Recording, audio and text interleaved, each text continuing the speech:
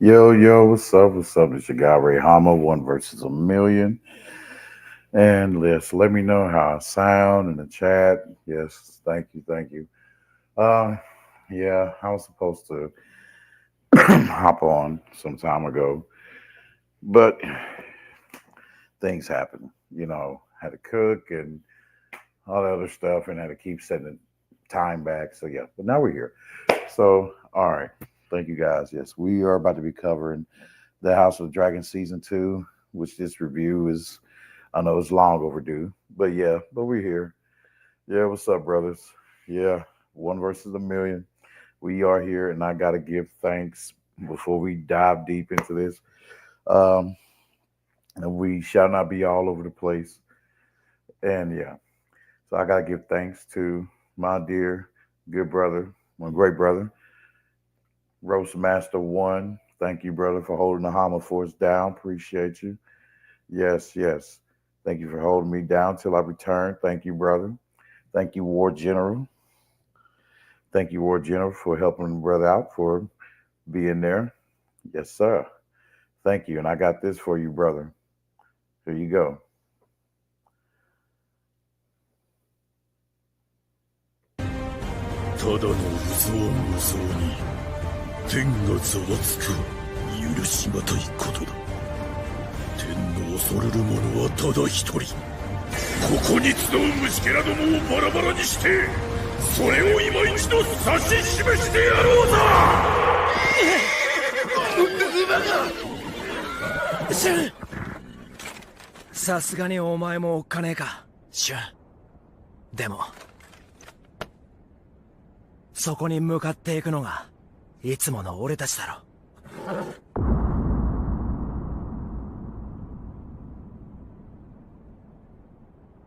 大丈夫だ。今のお前にはこの俺と大将軍の盾がついてる。だから前へ進め。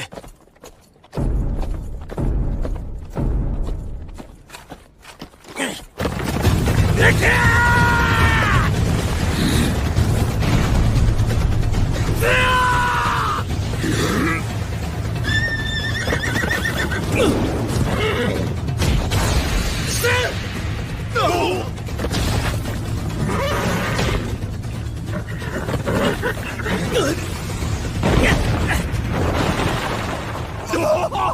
あのデカ馬を倒した！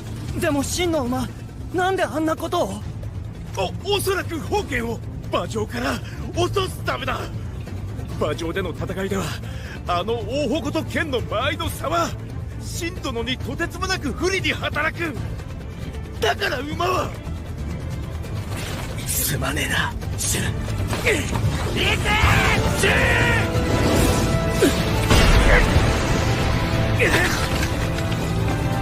ン！しまっ！あばらを！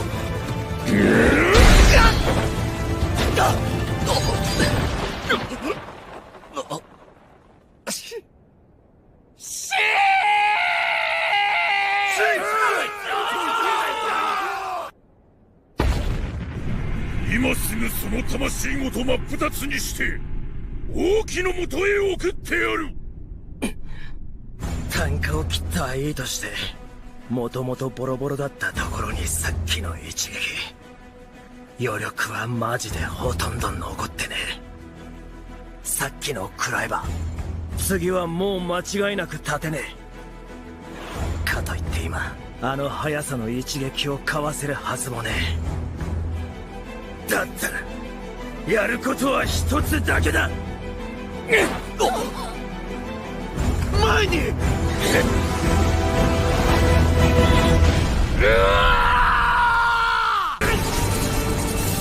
こやつここを狙って身の程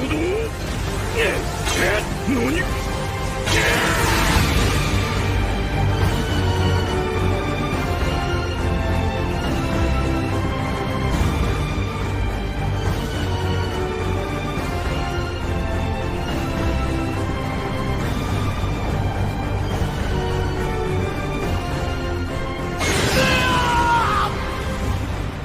シンが王家を弾き飛ばした。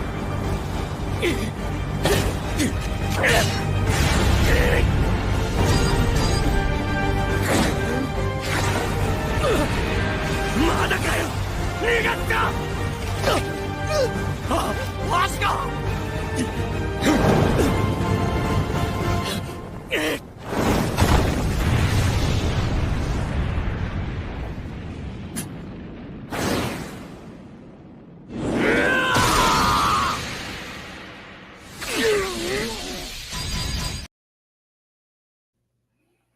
Yes, sir. That was for you, my brother, War General Roast Master One.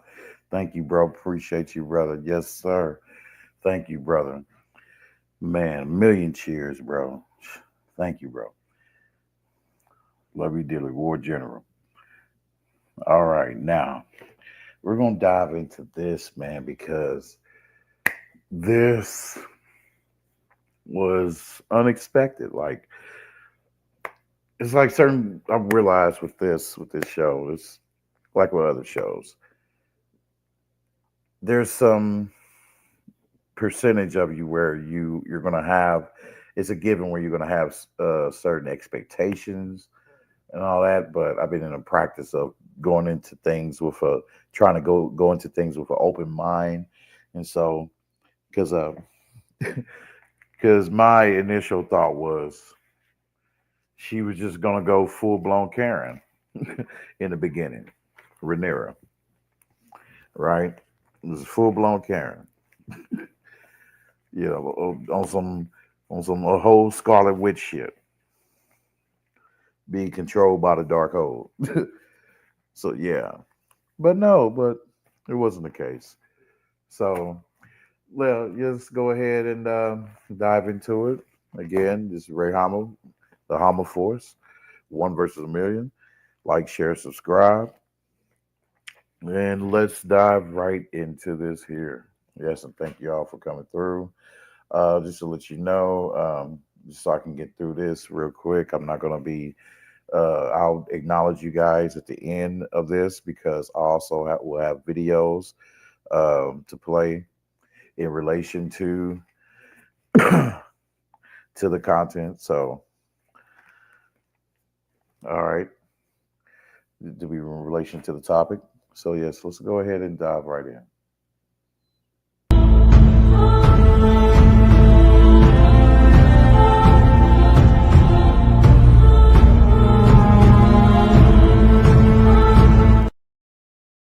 Well, hold on, that ain't work. That ain't worked that well for me. Let's play again.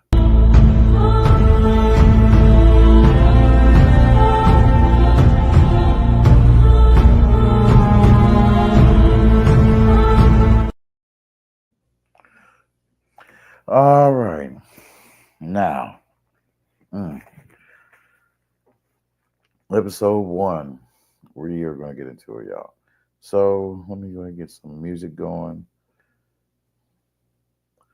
A little background music yet I haven't heard in a minute. Okay.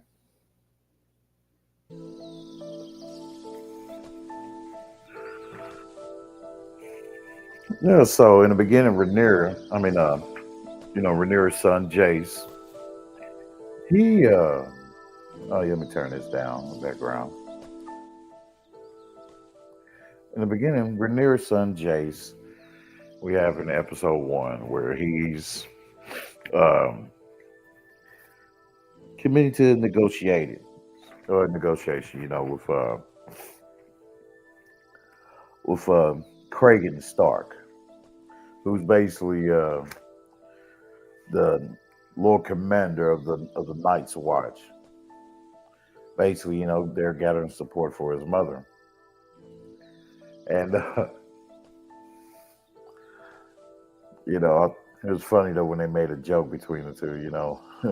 When Stark told him, he was like, "Yeah, I'm glad you didn't intimidate me, with with your dragon,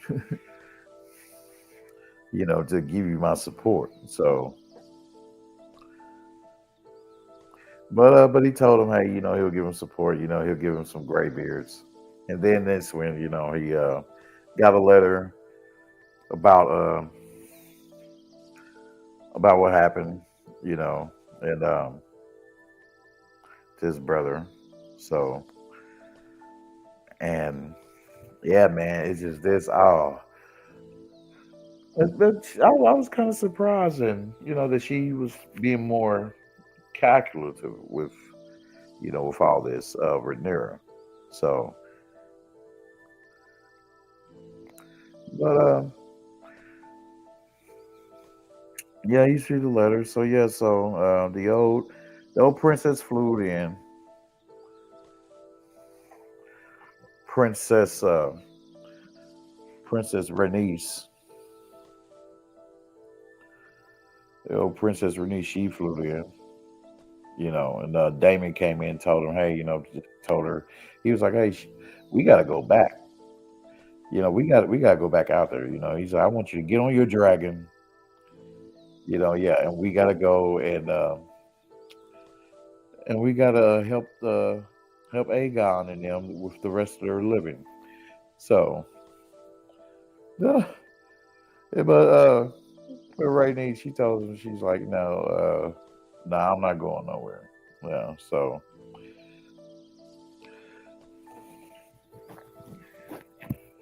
yeah, she's like, I'm not going nowhere. So yeah, she walks off. Next thing we got, Lord Corliss. He's he speak with one of his shipwrights. Basically the same man who pulled him out. The water, basically, saved his life. And his name is Alan. And Corliss gave him a dagger. No, somebody no, he gave Corliss a dagger that somebody uh left behind. So Corliss, trying to thank him for saving him. But Alan, being humble, he said, "Hey, it was only my duty." And I I respect, the dynamic between them two.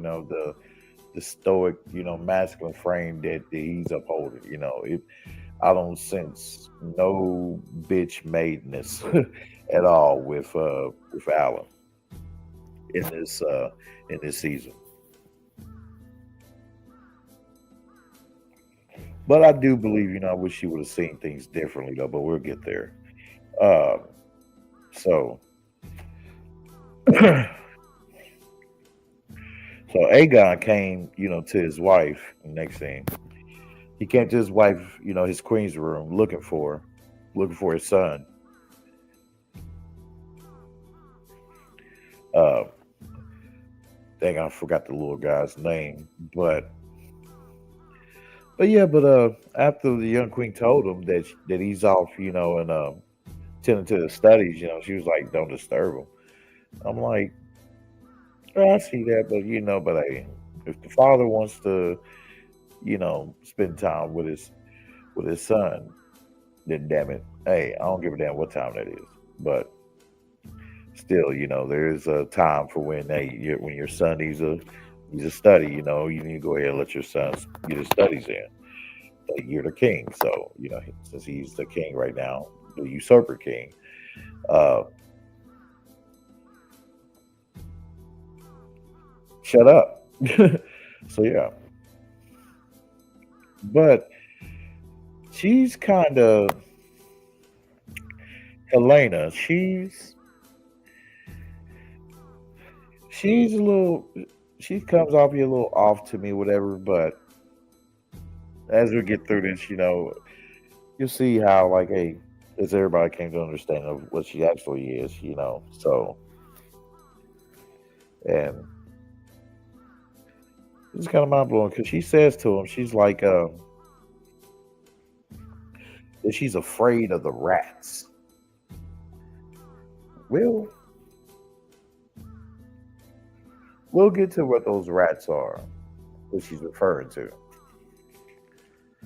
'Cause she said this. I'm like, what were you afraid of the rat? She says this as Aegon, is walking away, looking for about to go to his son.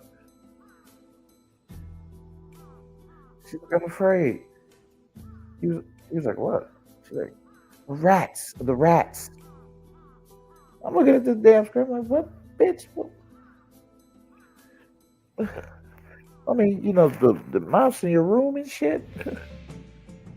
So, it wasn't, and her handmaids and them, they was looking at her like, hey, what? Like, they was looking at her like, what the hell is wrong with her? So, therefore,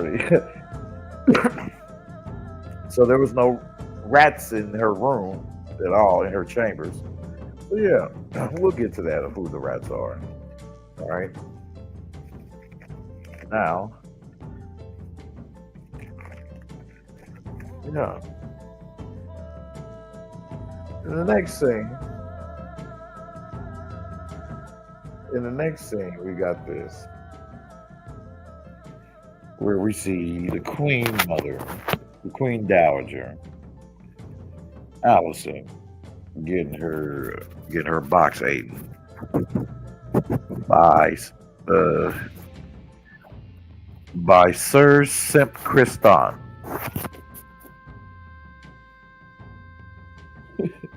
And then, while getting dressed, she tells him, they can't mess around again and shit. And I'm like, I'm looking at the screen. I'm like,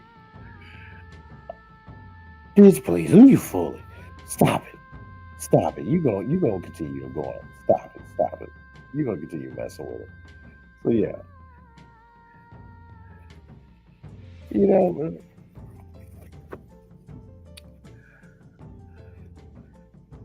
but hey, but she's technically, basically, she's free. So she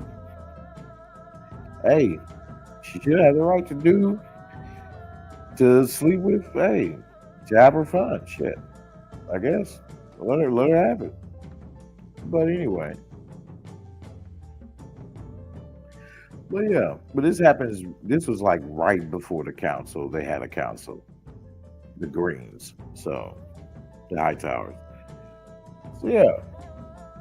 So during the small council meeting, they have a small discussion. Basically, of they discuss how to, to avoid war, basically with Rhaenyra. Well, that was, as has been made clear, that's Alicent's goal.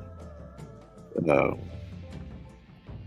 most of the council members are down for war, so we'll talk. Well, mostly Aegon and Aemon.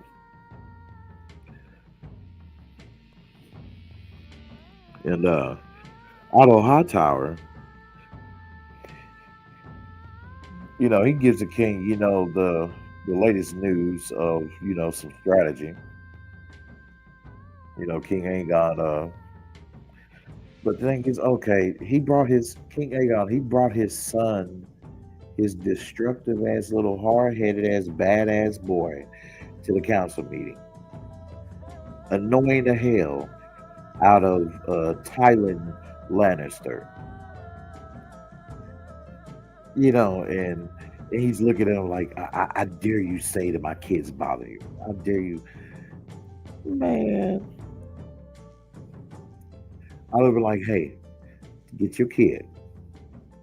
Get him. Who would hurt to say get him? Just, hey, man, get your kid. But, oh well, because he ends up telling him, hey, I want you to get on all fours and be a pony for my son. But thank God that Alicent, and them, they helped for that to not be so. So, yeah. Yeah, so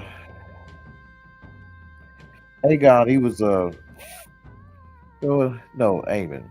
Aemon comes into the council basically and offers a strategy to his brother. Otto negates his plan by telling Aegon to not rush into war with Rhaenyra. And basically, all the whole gist of this is, right here is that the back and forth between them is Otto, who's trying to be very strategic and calculative with everything, which is a must when it comes to battle tactics. You know what I mean? When it comes to war, you cannot rush in like stupid. Like, what's wrong with you? You know, and this man is older than you, which they clearly know this. They clearly know this. So I'm like, damn, is it that hard for you to take heed and to be a sponge for knowledge and to shut up, man? And realize that the true king is groomed? And this is part of your grooming process? To the least, though, then until Rhaenyra ends up, taking her throne. So, yeah, and just Otto Hightower, he's just trying to get him to see reason. Him and his brother. Amen.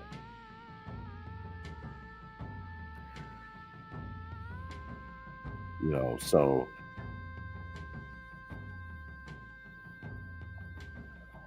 So yeah, but yeah, because Otto, he wants to gather support. That's his whole thing.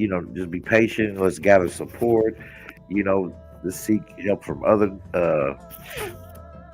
let's seek help from others in the Seven Kingdoms. So those of whom they can get to.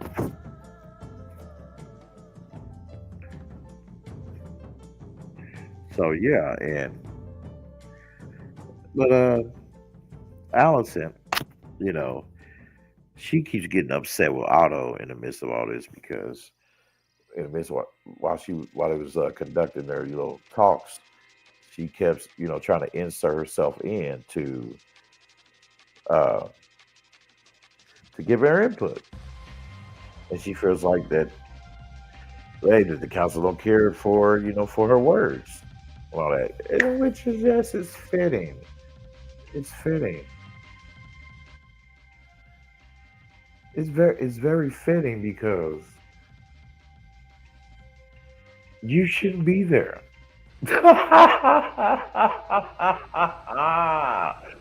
You shouldn't be there. Even though I will take this from Allison though. Even though she does give some uh some wisdom, and some clarity,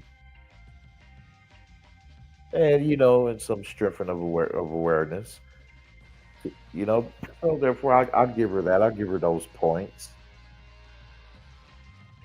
But because she obviously, because she's a woman, therefore, and um she hasn't been checked properly in her emotions and how emotional she be getting and shit. So therefore, that's why she's all pissed off and can't take it, can't understand why that she shouldn't be at that fucking table. Because you're a woman. You're a woman. But yeah, we're gonna see about that too later on, in particular. So yeah, as we go into the next scene.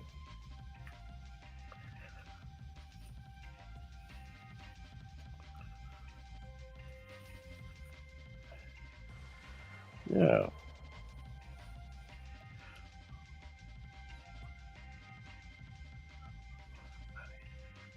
Yeah, so Lord Larys tells the Queen Mother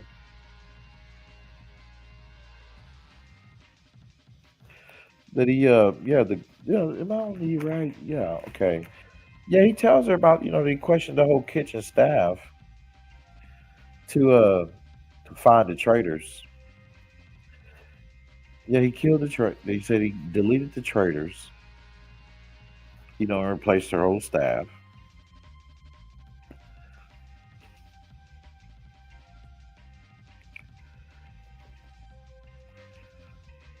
So yeah, and next scene we got yeah, one of Damon's daughters. She's hunting for a dragon to claim. Reina,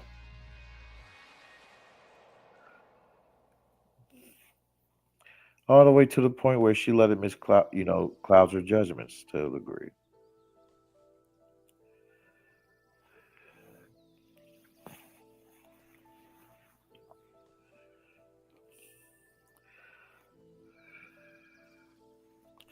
And man, when she found her son, I was thinking like, man, please let that be something else, and let it be a surprise later on that you know, that he actually survived. You know what I mean? That he's, that somebody found him. Somebody who had a boat found her son, in the water, and that he's managed to survive. Like I said, somehow. But I don't know. I was like, damn, I guess he's really gone.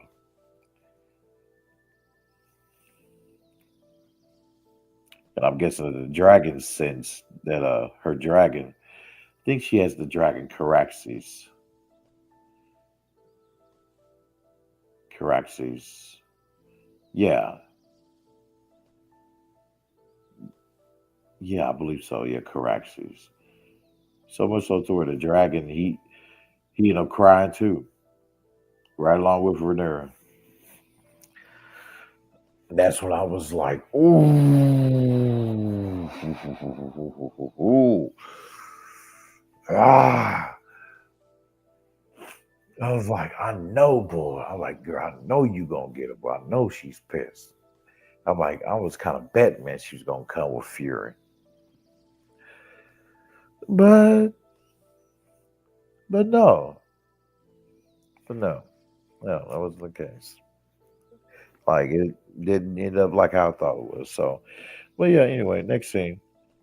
Uh King Aegon is dealing with those, with the petitions of the people. The youngster, he got to get used to the politics of it all. So basically, therefore, and Sir Otto's right there grooming him, and uh,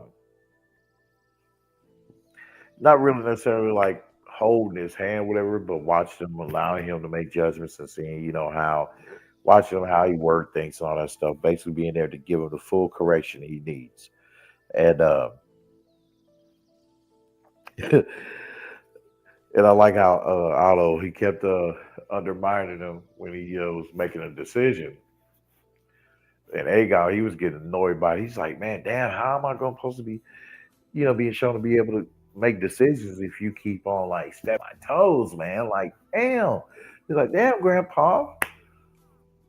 But what you fail to realize is though is that what Grandpa was just showing him the whole picture of it all instead of just one side of the coin of matters. That it's possible that by you helping one region in a certain particular or to a certain capacity, you may end up damaging another region. So it's basically teaching him how to balance, you know, how to find balance.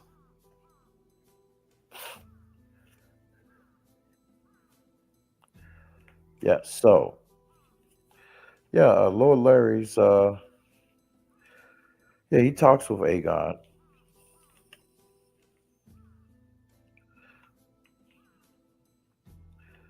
Lord Larry's yeah, he talks with Aegon, and basically, he's trying to I don't know sway him in a sense, what I mean, to drop Otto from being his hand, so he can basically replace him. Well, that's how I'm taking it. So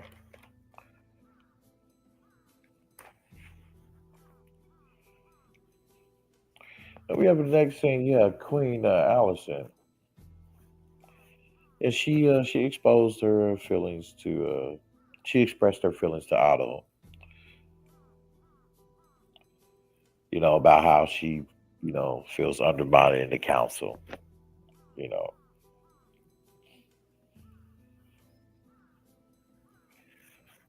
But Otto, he's telling her, that which I said, some moments ago that Otto told her that basically, that she's got to be patient too and understand that hey, this is basically a man's position. You're you're questioning man within their own world, within their own realm of what they do. Even though you were affected, of course, because the man failed to protect the kingdom, then you are exposed to whatever. So yeah. So therefore, it's fitting that the woman should shut up in such matters. Because he was expressing her, telling her, hey, that they need to take time, gather support, but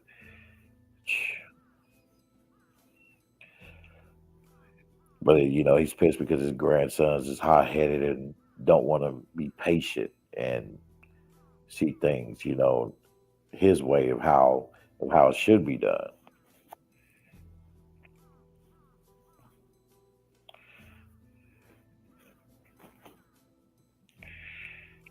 So yeah, but in the next scene, I found it funny how Damon's wife, she was found by one of his knights, 'cause she was on the ship. They was searching, doing a search, and Damon, he checks her because he tells her, "Hey, I'm pissed with you because of how you helped the High Towers." So he tells her, "Hey, earn your freedom back by basically, by helping me out." And they, she agreed. So yeah,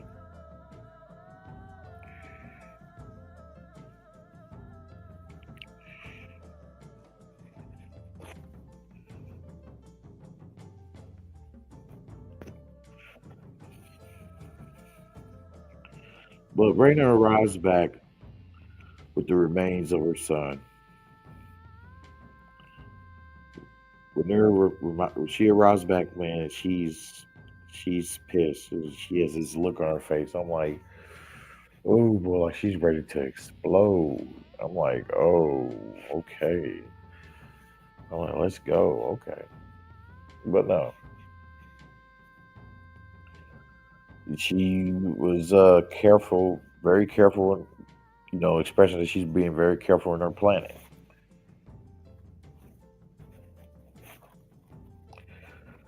So yeah, because she arrives back, she's pissed.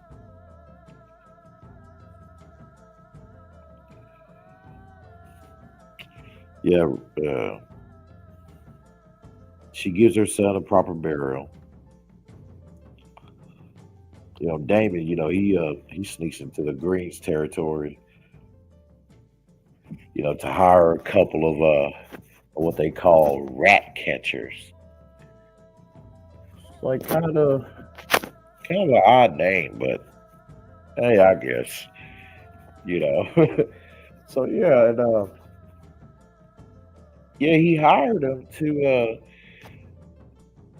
basically to go after the kill. As we all may know now, they to those who because it's been out for months now. Yeah, he hired them to go and kill Aegon. No, not Aegon, but well, yeah, with him, either Aegon or Aemon. But his main aim was for Aemon. With the one with the one with the one eye Aemon. And yeah, and keep in mind, I'm going to be playing, a couple of videos. Hopefully, StreamYard will be gracious enough to as to not allow for such a disruption, so it can play smoothly. Uh, all right, because these videos, I found it to be very informative. So, uh, and I'm gonna also make sure to put the link to the channel in the chat, so you guys will also have it too. So you can go to them and look, and they got a whole bunch of good stuff, relating to not only to the House of the Dragons, but to multiple different things, where they go into deep, deep analysis of the show and do a lot of different analysis of anatomies of a whole bunch of different characters. So and it's a team of it. It's not just one person. So it's really great. All right, but yeah, we'll go back to yeah. Um, so I'm like, okay, so this is going down. So yeah, but at this time though, Eamon and Sir Kristen, they're discussing battle strategies, and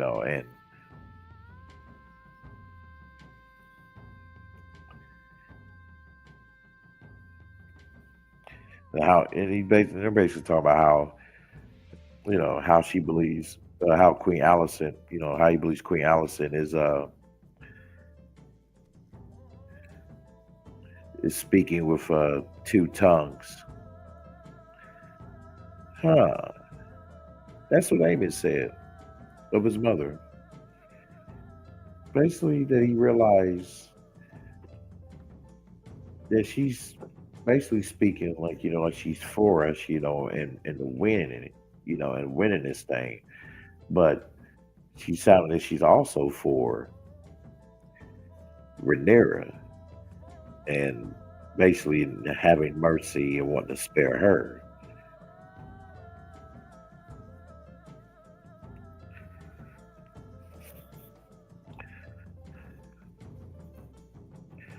So that's what Amos said of his mother, Queen Allison, when he says she speaks with two tongues.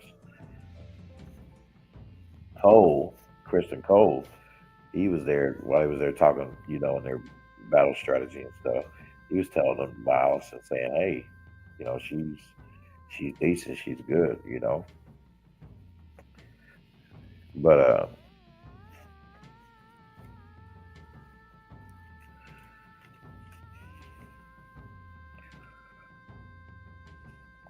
yeah, but anyway, Sir Otto comes in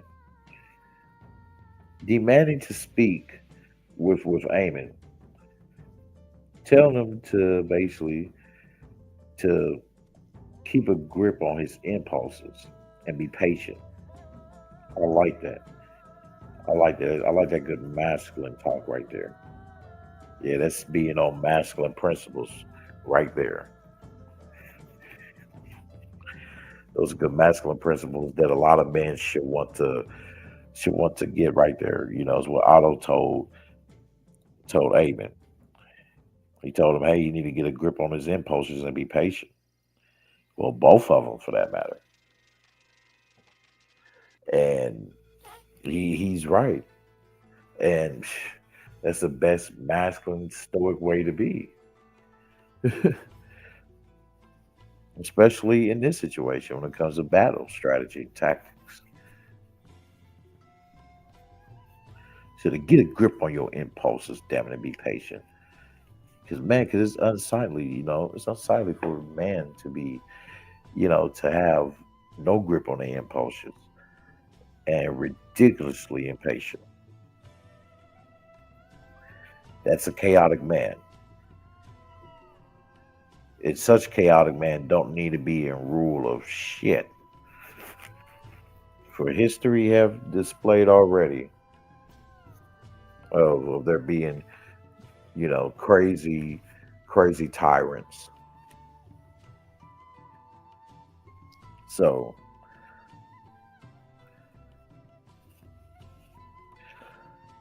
So yeah, the rats began sneaking through in this scene.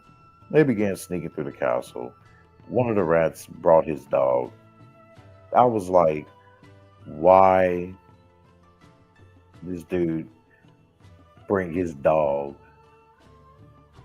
to a mission? Why? You won't see that. You won't see that in no other assassination attempt. What assassin that is, or even one helping one out to lead one to, like they're in the midst, like going to the mission zone, even leading them right to the edge of a mission of the mission zone. You won't find that person, with a dog. I was like, wow, that's crazy. I was like, poor dog, man. I'm like, hell, you should have left that dog where it was. Shit. The dog like, damn it, I don't want to be here. Oh shit. Yeah, and this crazy scene, because man, this show is just will leave you in a crazy bewilderment. I tell you, I shit you not. Because yeah, it's like it's hard to predict which direction they're gonna go. Even though, sometimes it's like even when you read the books, you believe you know how it's gonna go down because you go on with a lot of people's complaints about them trashing certain shows and all that shit, which all it's all right. Trashing shows that don't stick to any kind of authenticity or genuineness, from what the book is, from the source of the book. They Yeah, they have a right. I understand that, but we gotta understand too, they may cut a whole plot out that was in a book of a series that you love whenever they choose to adapt it into a live action film or TV show. So, it's like, hey, but still, man, it's just,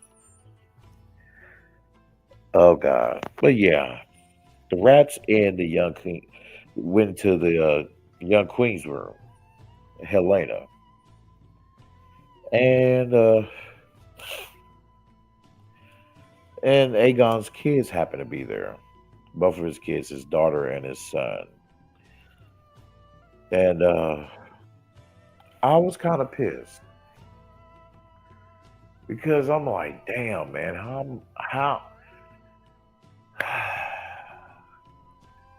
how much more of this are they gonna have us to endure? This image of these narratives being put in there of men being attacked, like especially all the way down to our youngsters. Because this chick, man, I'm like, I hardly don't give a damn what happens to her and a lot of these characters.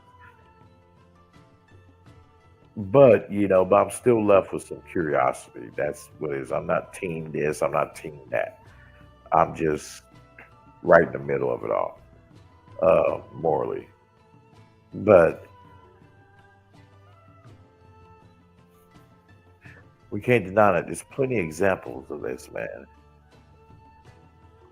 But even though this is a white little boy, but both of them was there in their beds while the rat catchers were there in the room. He tells her, he's like, hey, we need a son for a son. So which one is your son? They didn't know. You know, both of them have the same color hair.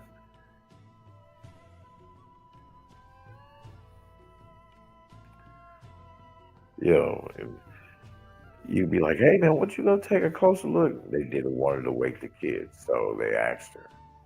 They asked Helena, "Which one? Which one is the boy?" She pointed. Instead of rushing to whoever she pointed to, they paused for a minute. Because the first one of them was like, "Hey, uh, I don't think it's that one. I think it's this one." She's like, he's like, "No, she's telling the truth." He's looking through her eyes, and in her eyes, I'm like,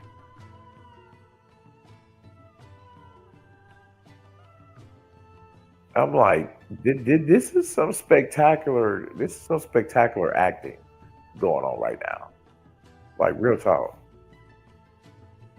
because I'm looking at her eyes. I'm like,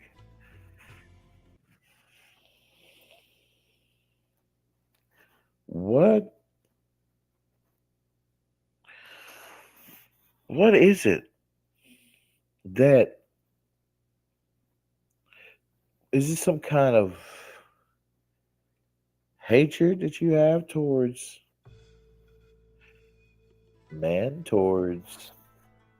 uh towards Aegon, Aemon? But no, no.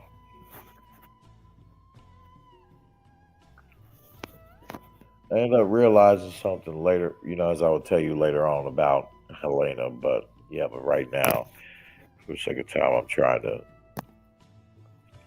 be straight, not all over the place with this. All right. So yeah, she gave up the boy, man. Um,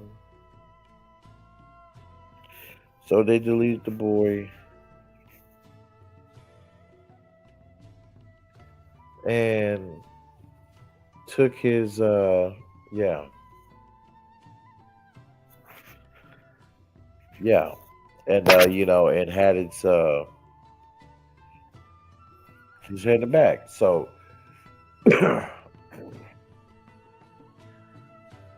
I was thinking, okay, they was gonna end up getting away and reaching Damon and telling him, hey, we complete the mission and all that. But yeah, yeah, but so she runs away. The young queen runs away off with her daughter. So she runs all the way to Alice's room, whom at the time happened to be screwing Sim Kristen.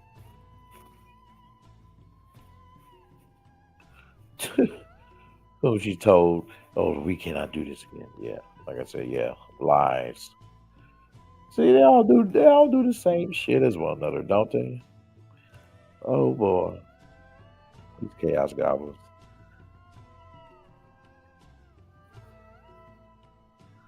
She would have told them they killed the boy, but I believe what she's not going to do is tell them, "Hey, I basically gave up my son."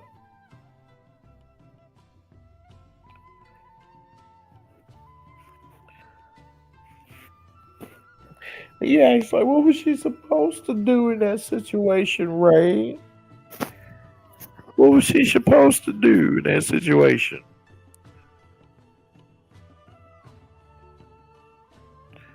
Uh, be ready to get sent to the shadow realm for your children in the name of protecting your children.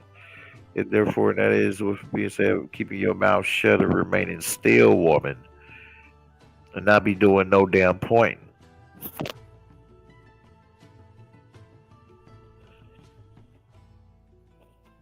She should have been pointing at either one of them. So I'm thinking like, well, maybe she done that. Maybe it's part of a prophecy of some kind. Who knows?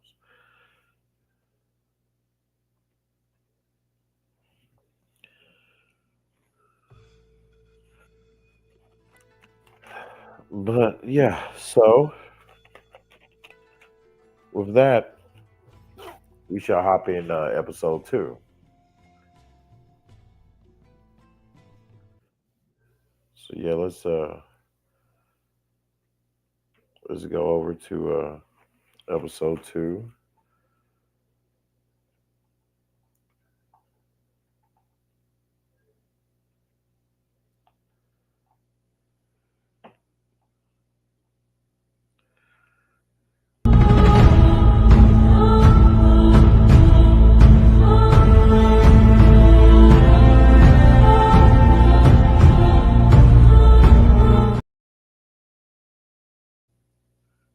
Oh, that didn't come out right on my end. Let's go again.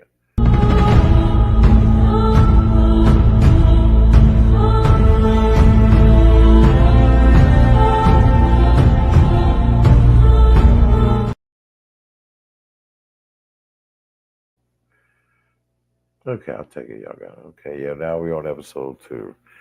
Yeah, okay. So yeah, so as we know now, the castle's in chaos over what happened. You know, as it should be. You know, with the death of the king's son. So any kingdom, you know, would be up in an uproar. That's to be expected. Um, so you know, Aegon is pissed. You know, over the death of his boy. Pissed, really pissed.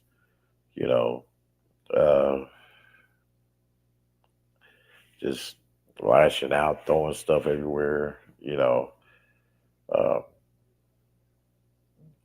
basically at a place where no father wants to be. But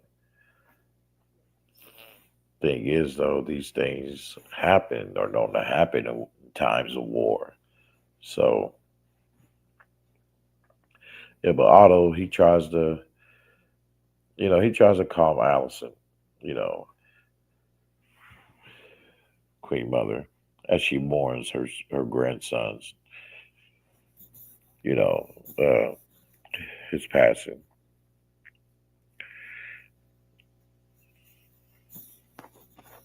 Aegon in his anger starts lashing out at everyone at the council.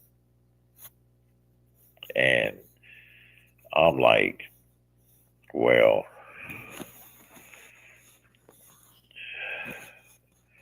you could, try to channel in a better way, man. You know, instead of just looking for blame, looking for someone to blame. Instead, instead of, where he should be trying to focus on working out a plan, quick plan to try to focus on catching the assassins, before they get too far.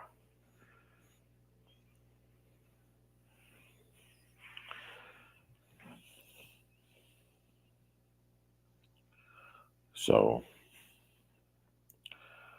it's best to remain in control, and but yeah.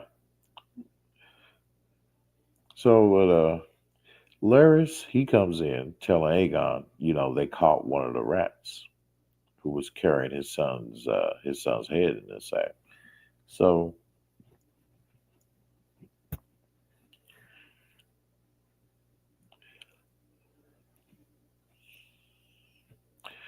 Otto orders Larys to collect info from the rat while trying to calm Aegon.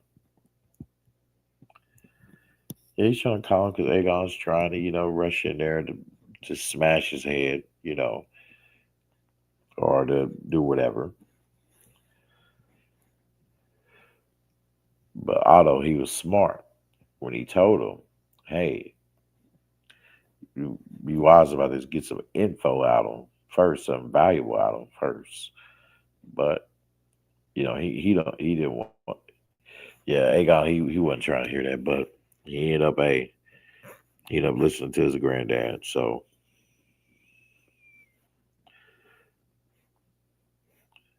he hold on for a minute.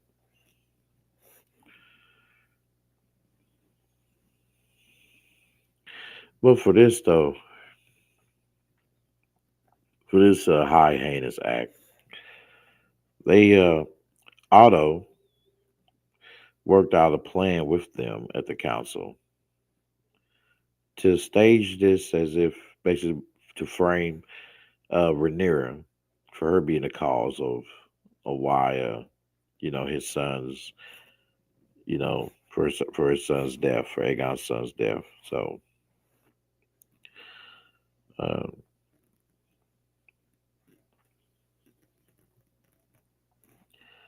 that really like messed with me. I was like, wow, man, just seeing that, you know.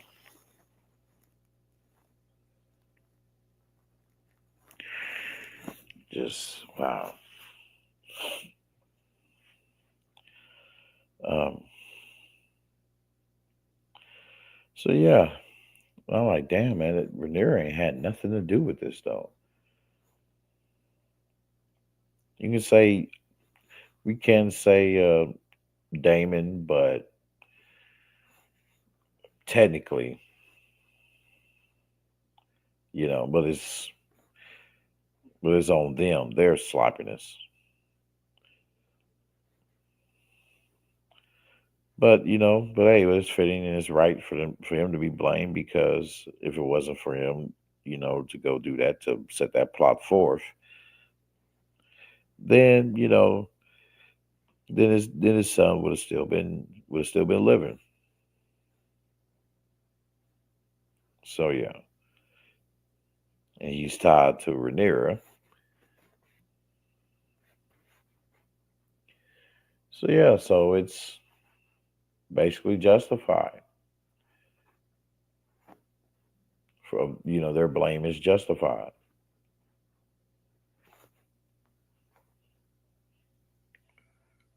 So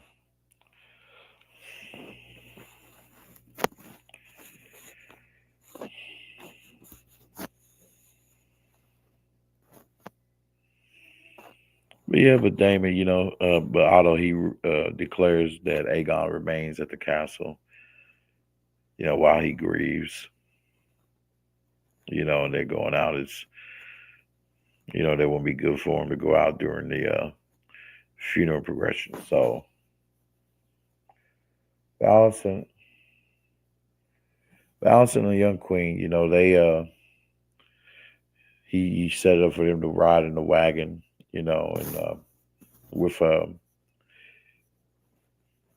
with their son, while they go through the streets.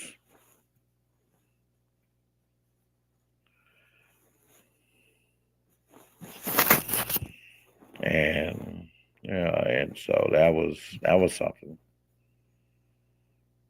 That was weird. I'll be leery as hell around uh, Helena.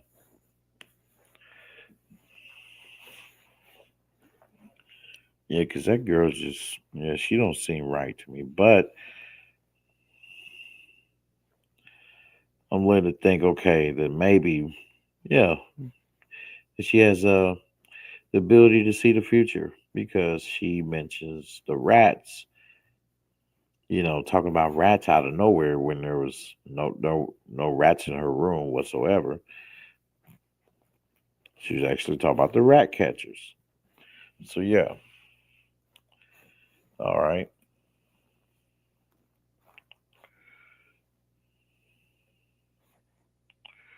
and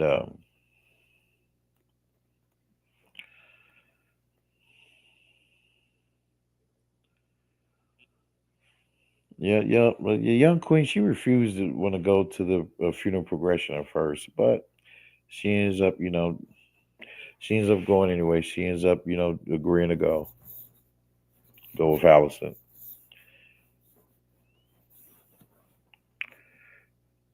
according to what Otto orchestrated. Okay, what he put together as part of his plan, basically to garner sympathy and support from the people.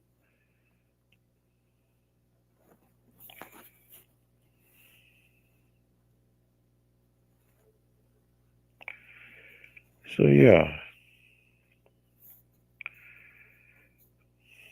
And Aegon, he ends up killing the rat.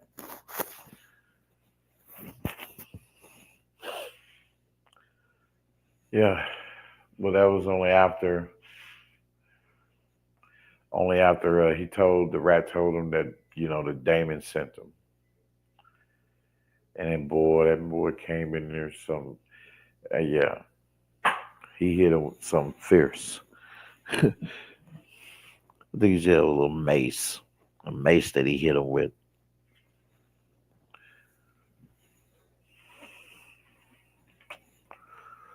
I'm like, boy, for something as heinous as that.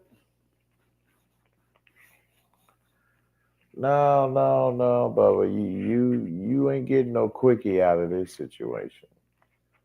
No, no, no. No, no, no. You ain't getting no quickie out of this situation. Yes, sir. Yes, sir. You gotta. I want you to be sent to the shadow realm slowly, slowly. For a heinous act like that, oh yeah, yeah.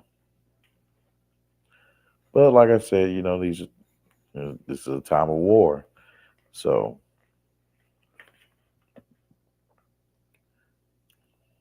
and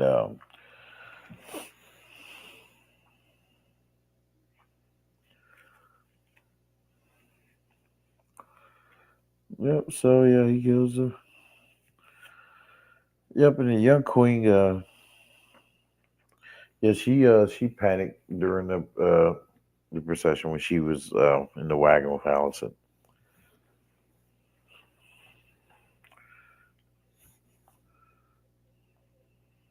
It's like I don't know if she's grieving or like she looked like she was like sad and just don't want to be bothered. She clearly looked like she didn't want to be there, and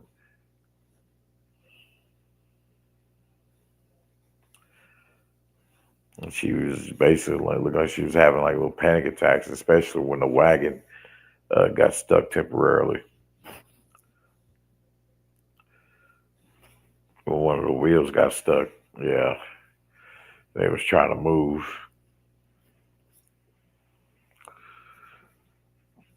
I was looking at, the son, who's in the casket, the body was moving. I was like, oh man.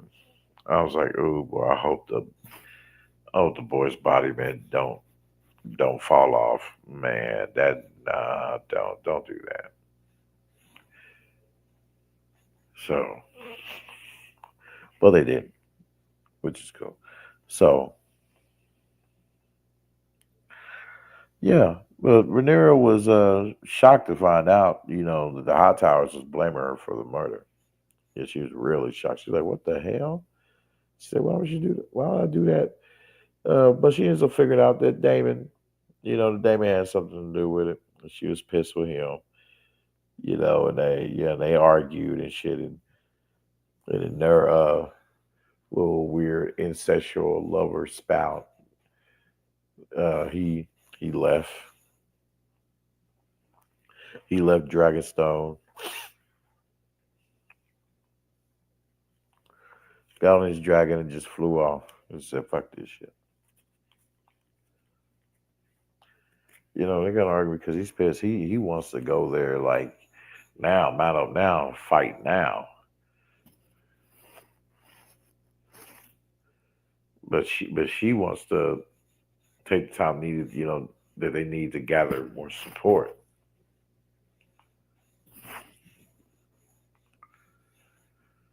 But well, yeah, but that's one of the reasons why he went off because he went off to do just that to prove himself, to prove that he can gather support on his own without needing her hand in order to do so.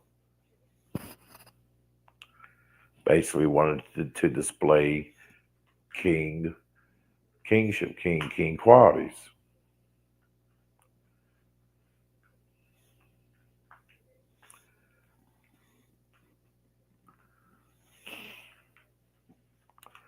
But so yeah.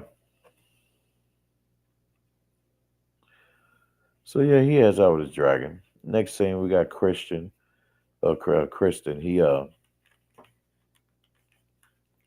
He checks Sir Elric about his cloak, being dirty and shit. This is all because he's pissed. Um, he's still pissed about what happened, with the king's son and how the king is blaming him and everybody at fault for not being there to protect his son. Which we can, assume that a lot of people will damn near go in that mode, depending on situations or how things, yeah. So anyway, yeah, he checks him about his cloak and he questioned him about what he was doing during, the king's son's murder.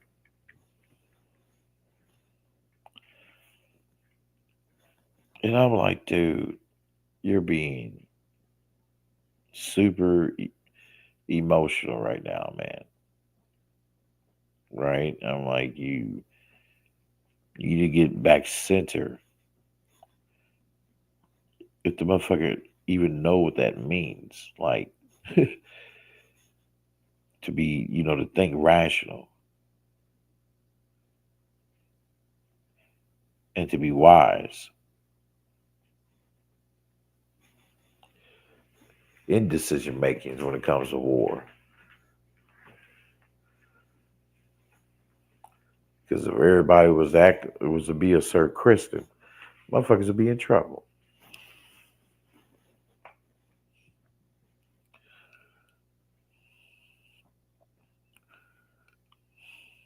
So yeah, so basically he's trying to slick pass on blame, like, why you wasn't there to protect the king's son? And Sir Eric tells him, hey, you know what, he was doing what he was doing. He was at his post. Shit.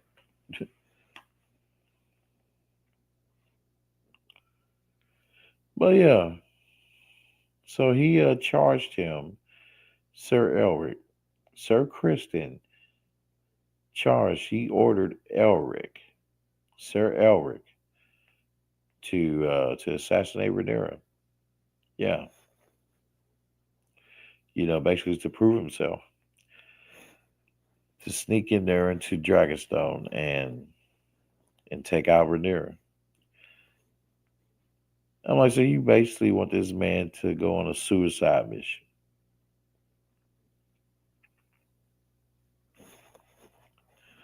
Son of a bitch, I'm not sneaking up on no motherfucker.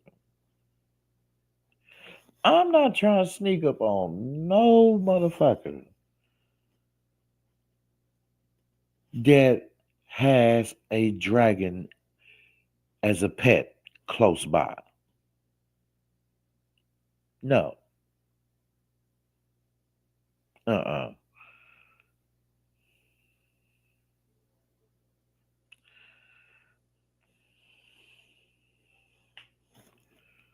Uh-uh. It's like you asking to get Dracarys. Come on now. Shit, I would have told so Kristen, boy, you can kiss my ass. No. Take that back. No, dude. No. Shit, no. I was told, hey, you can catch a boot up the ass, motherfucker. Shit, how about that? A whole boot before I ever fucking go on a suicide mission like that. Hell no. Nah. So yeah, but he agrees to take it, and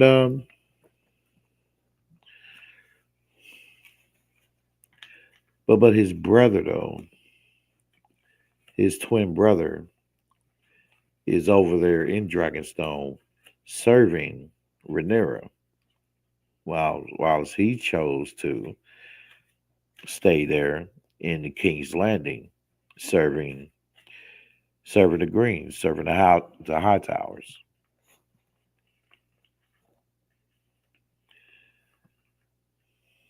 I bet after that he wish he would have went over there with his matter of fact. Yeah, oh yeah, we'll get to there. Yeah. So yeah, the next thing Aegon laid up. Aegon is no, not Aegon. Aemon.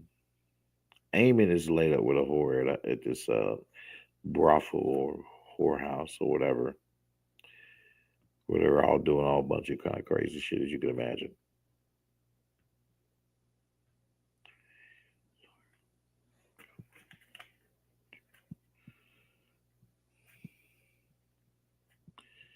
And he's telling this older looking this whore that looked like she hit the wall, and she needs to retire.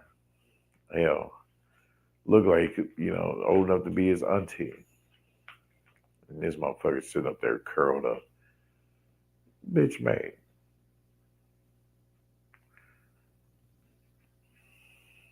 I'm like, man, how much more you gotta show, man, of man just being just less than a man. Bitch made. So much so to where you got this boy curled up naked. Giving all pillow talk and all that stuff to an old 304. Huh? Wow. Okay, Hollywood. Well, I can say, yeah, it ain't the worst I've seen. Especially with, uh, the boys in that season. The last two seasons. Yeah, it was something else. But yeah, he's telling her, he's telling this old 304 that he basically regretted what he did when he was younger.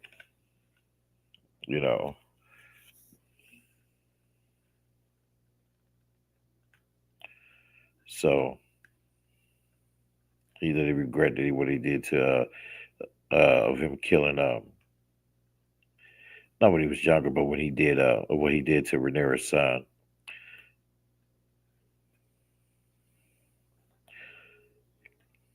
Because boy, I'm like, damn, Vermithor ate the shit out of him. Him and his dragon. His pieces left.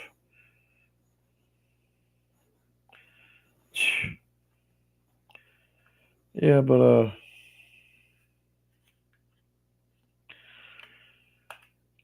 the next thing we got this blacksmith, whom I learned that whose name is Hugh Hammer. Hugh Hammer. Hugh. Hugh Hammer. Huh. Pun intended, as you could say. Yeah, because he's a blacksmith. This next thing he's there with his wife, and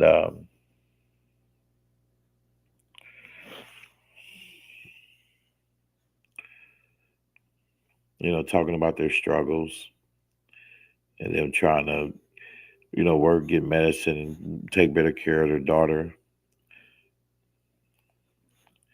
who was ill.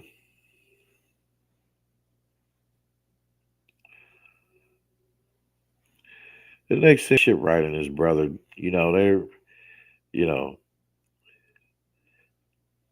they're talking about him, Alan. His brother's talking, telling Alan basically he recognized, hey, that he's rising up in the rank. And telling him, hey, that the Sea Smoke owes them, a decent position for saving his life. But his brother, yeah, they seem pretty close, man. They on some real shit, some brother shit. They working, busting their ass at Shipwrights. So, But the dynamic between them two is awesome. So yeah. Next thing you know, Rhaenyra, she calls in Damon's uh Rhaenyra, she calls in Damon's ex wife, who is Missaria, nicknamed the White Worm, because he chose to have her. Well, he had her changed up at first, Damon, but he ended up having her released.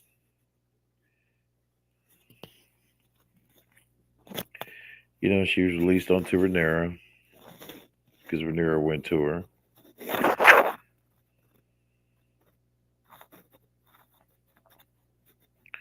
You know, to see basically, you know, she can aid her with info on the high towers. Well, the White Worm, she told the Rhaenyra of the deal she made with Damon. Yeah, in regards to her freedom.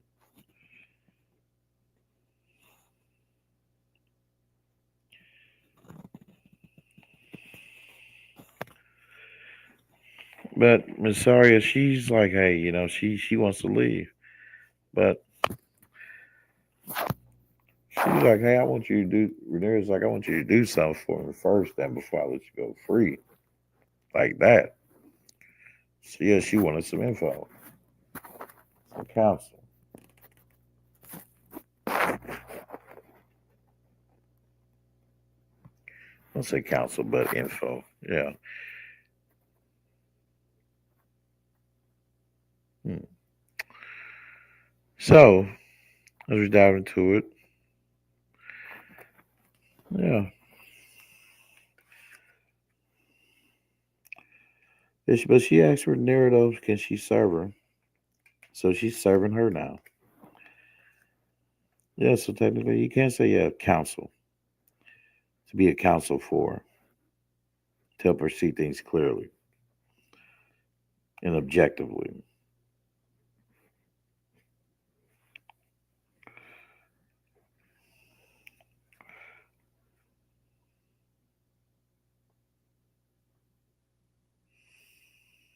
Hmm. Yeah. Next thing we got Otto. Otto cussed out, you know, Aegon for hanging all the rat catchers. Oh man, which is something else. I'm like, damn, man, you hung all the rat catchers. Wow. Just wow. All right. Um, he's a fucking shit. I just, you know, just hang all them bastards. Can't stand them. So you mother can't stand them motherfuckers. Ugh. Otto, he was pissed because that was like basically one of the main sources of how to get valuable information, using them as ops. So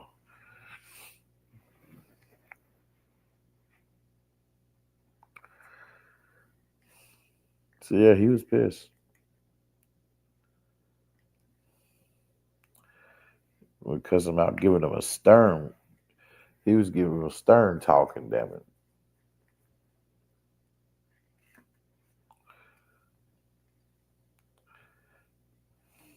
man. But uh,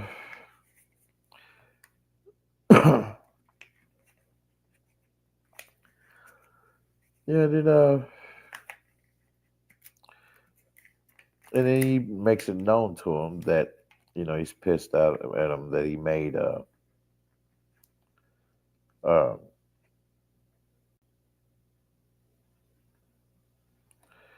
he's pissed at him. You know, he took him away from being his hand. You know, he gave Sir Christian, you know, the hand insignia, you know, the emblem. So he gave him that.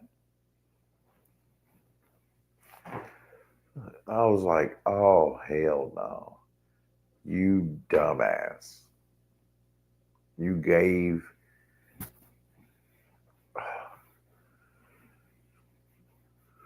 so you took a man away from I'm like, y'all bastards, man. We're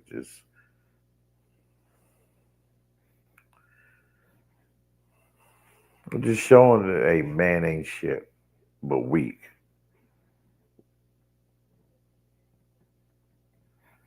Like the majority of men, like all men are just weak.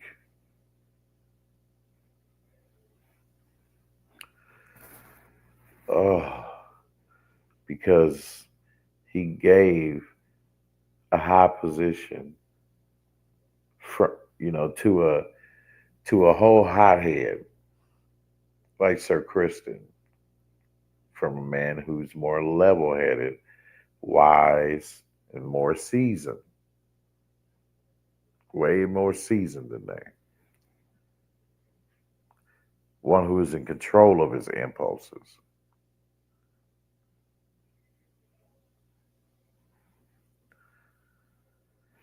So, yeah. Aegon and Kristen get a total FU from me. All right. So,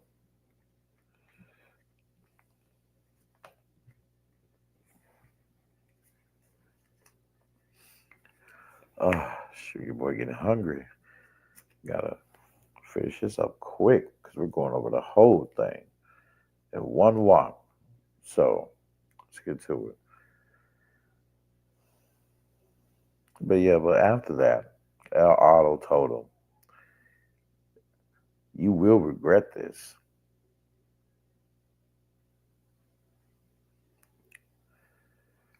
And yeah, later on in the show, you will see why why he ends up regretting his actions and his ways, and not taking heed to those who are wiser and older than him. So yeah, next thing we have Rhaenyra. She decided to release the right worm. You know, but as she was about to head for the boat,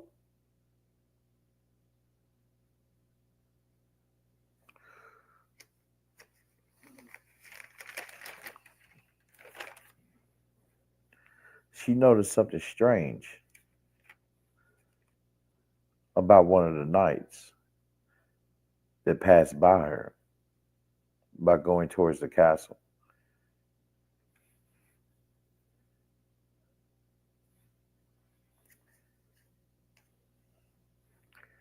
Because Massaria, she was about to leave.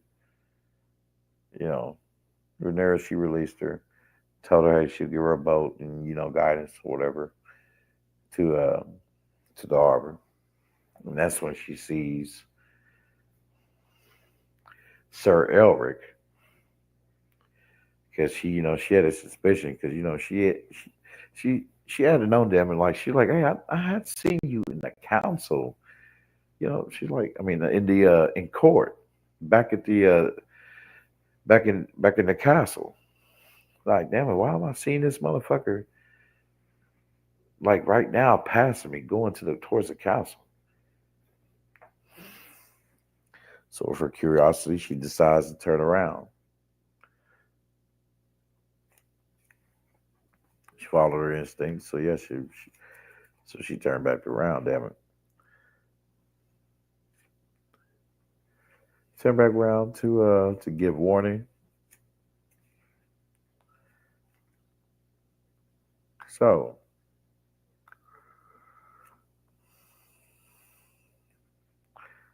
yep. So yeah, so she chose to go back. Eric's brother makes his way through the castle, like totally, some ninja mode shit, right?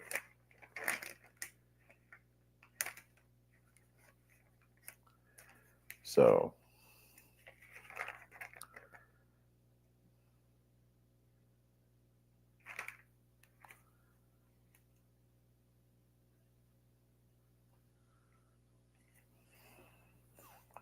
So every brother snuck into Rhaenyra's room, basically to kill her. That's the mission, that was set out before him by Kristen. And whoo, he would have been close. He would have been close too. He would have been close.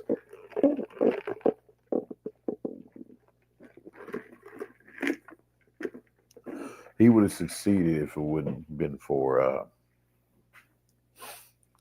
Mysaria and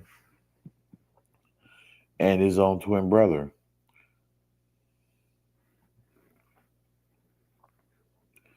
So yeah, they ended up fighting it out, when they came there. And I'm just, oh man. Just like the total shock and trauma of it all, just to come back to the Queen's Chamber and find like the intruder being your twin, and now you have to take him out,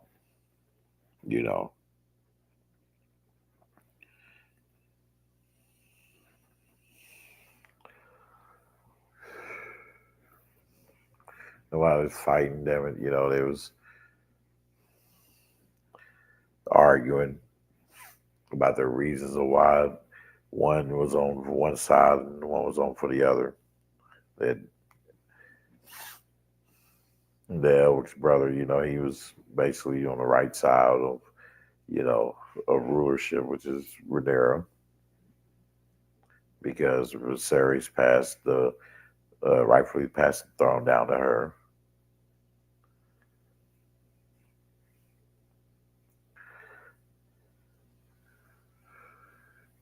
They refused to believe that, all of them on that side of the fence, because they want to stick to believing, the Aegon is the promised king. So is the promised next ruler. Because right now he's king. He's silver king now. That's what he's titled. But anyway. So yeah, while fighting, Eric's brother ended up getting the best of him. But to show that honor and loyalty, his brother ends up turning the sword against himself, and just sends himself to the Shadow Realm. So I'm like, man, that's just messed up. But again, like I had to think about, okay, well, if this battle is, this is battle war, well then you're gonna have to look at it today. There's a high chance where you may end up running across your brother, on the battlefield, and you two having to duke it out.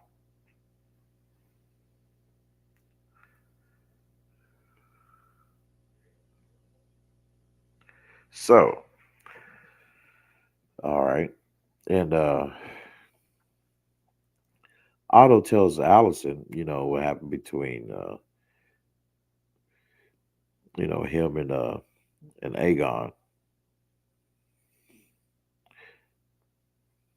Otto tells Allison, what happened between him and Aegon and how stressed he is, basically because, of how Aegon and Kristen failed to see the long view.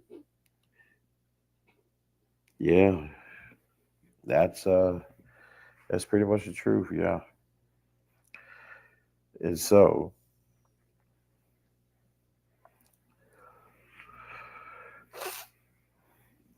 therefore, because they refuse to see the long view, as is typical,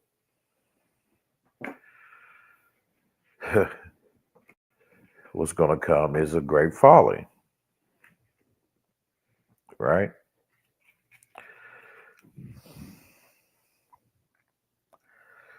So you don't know, fucking hard headed.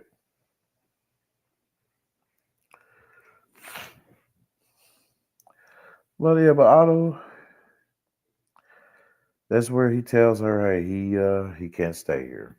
So he's like, I can't stay here. It's just too depressing, you know, because they were just smart and wise. Because he ends up saying, in this here that he's choosing to go back to Old Town to gather support there and to deal with her with Allison's with her with one of her other kids with her son, and hopefully be able to use his influence there to help the war effort basically. So and as such, Allison was hurt that he had to go, but yeah, so he had to go, and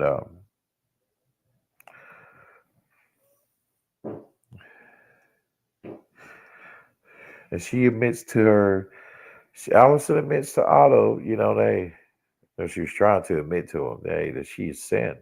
She told him straight out, she's like, Father, I've sinned. And Otto's like, I don't want to hear. What do you, yeah. What did he say? Yeah, he said, I do not wish to hear of it. That's what he said. I do not wish to hear of it. So yeah, the next thing, we got so yeah, out of her stress, they end the episode off with Allison and going back probably for the 19th, 20th, 100th time to sleeping with she chose to have sex with Sir Kristen. She riding him. So yeah, that's how they ended down. Like, damn. Okay.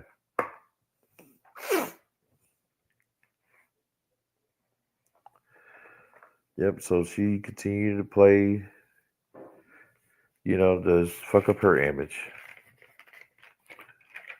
her reputation by doing such things. So yeah. All right, we shall go into the next episode, episode 3. As we know for time and how time flies. So yeah, so we're gonna do this here. All right, y'all. And this is episode 3.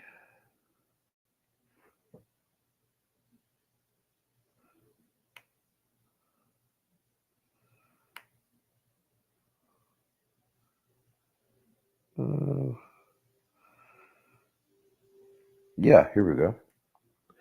All right, y'all. Here we go. We're gonna dive right into episode 3. We're gonna try to hurry up and get this down. Speed through.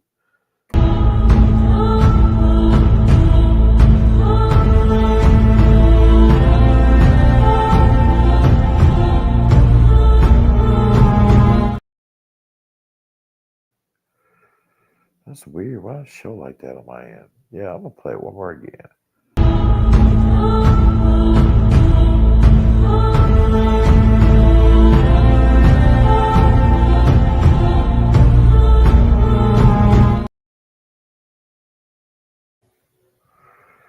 It's weird.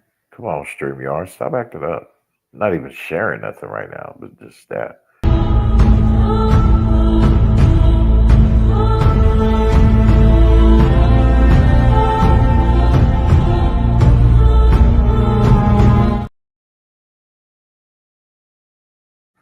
Okay. All right, episode 3. We're in. Okay. Beginning of episode 3, we got where Eric's brother. No. I'm tripping. Yeah, we already did that. Yeah. The houses, House Bracken and Blackwood fight each other. And fighting over territory and for petty ass reasons that go back what they say 100 years or centuries or something like that, their feud, whatever. But either way, we are seeing both parties who lost a whole bunch of soldiers They equally lost, uh, a whole bunch of soldiers, and because they all was on the field, a lot of them was on the field, just yeah, out of it. They all got sent to the shadow realm. A whole bunch of field dudes, just nothing but dead soldiers. Dead soldiers from the Brackens, dead soldiers from the House Blackwood.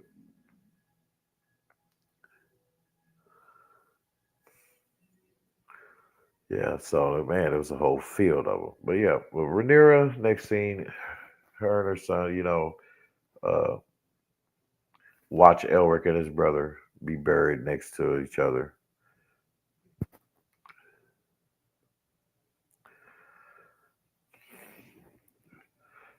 So yep. So I mean, it's fitting. Uh, that's a brother, remaining true, to his oath and to his own brother. When you done that, though, out of the grief that he felt, the pain that he felt, the heartache he had when he took out his own brother, even though they was on, different opposite sides.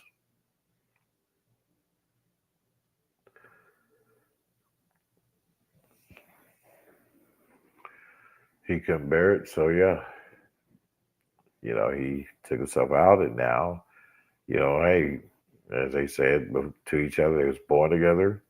They fight together, and they end up dying together. So yeah,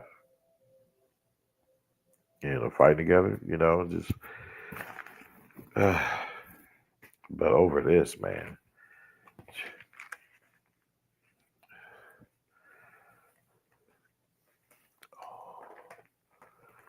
So yeah, and but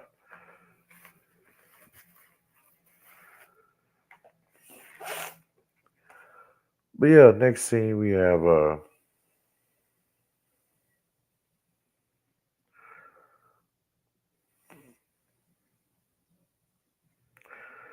yeah, he wants revenge bad. Her son, Jace, he wants revenge bad. He just wants to go like right now and just go and kick their ass. But his mother warns him of that. That they basically need to be patient and think carefully and consider their options, and and exercise better planning, and telling him basically to get a grip on his impulses.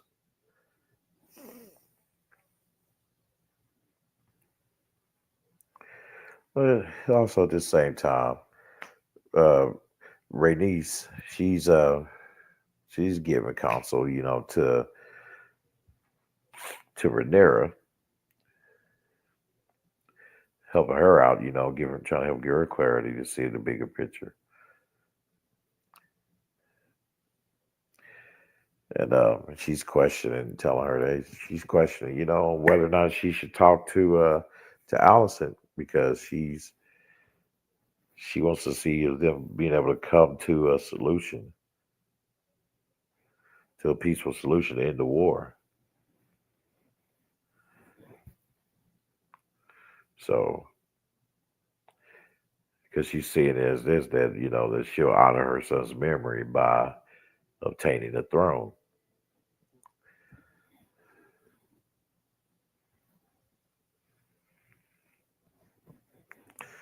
Uh, can't believe I said that, but it is what it is. Yeah. But anyway, yeah. So she tells Rhaenyra to talk to her. Talk to her, work it out.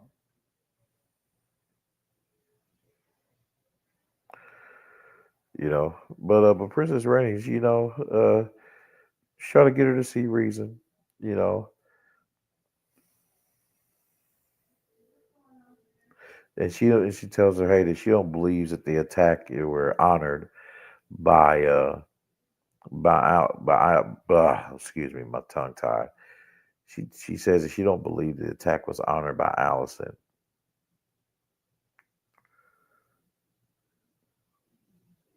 or Otto, but it was by way of Aemon and Aegon that sent the assassin.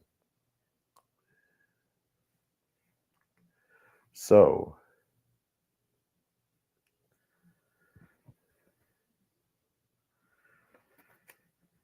yeah. So the next thing we got, the council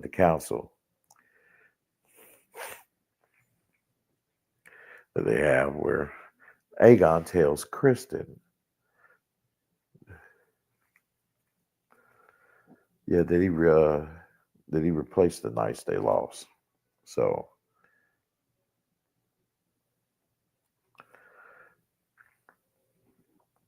Allison, she goes back and forth a little bit with Cole, basically stating that, given trying to give an objective, her and her opinion, trying to share her opinion, basically that uh,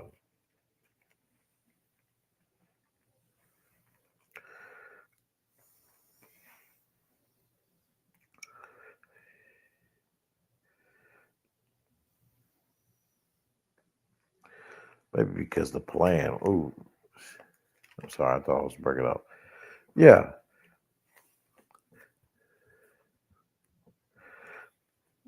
yeah. I also goes back and forth with him, whatever, and she said, "Hey, your plan, it failed. So now, you guys need to look at things our side and our way." And she's still talking big tough Tony talking to her while she's at the table, even though she's the Queen Dowager and all that stuff. I know still, but yeah, she should still shut up because it's a man's place. You're in a man's world right now.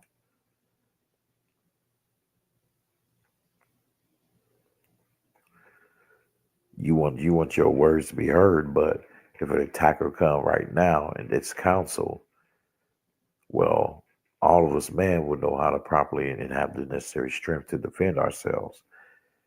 You won't. You'll be hiding somewhere. All right. So yeah. But Kristen tells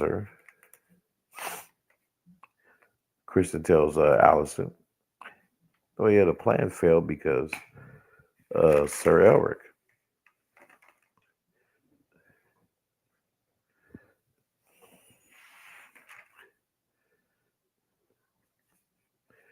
Yeah, but Allison said, yeah, no, you failed them because you was rash, which you was. But Christians coming to him, they all want to have this mentality where they don't want the war to come to them. So he rather go to them, to get it done. So yeah, of course, Kristen, Aegon agreed that uh,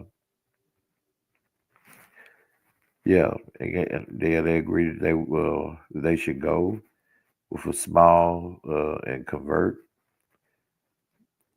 go for a little small group and convert other houses, to their side before they go over to take over Harrenhal.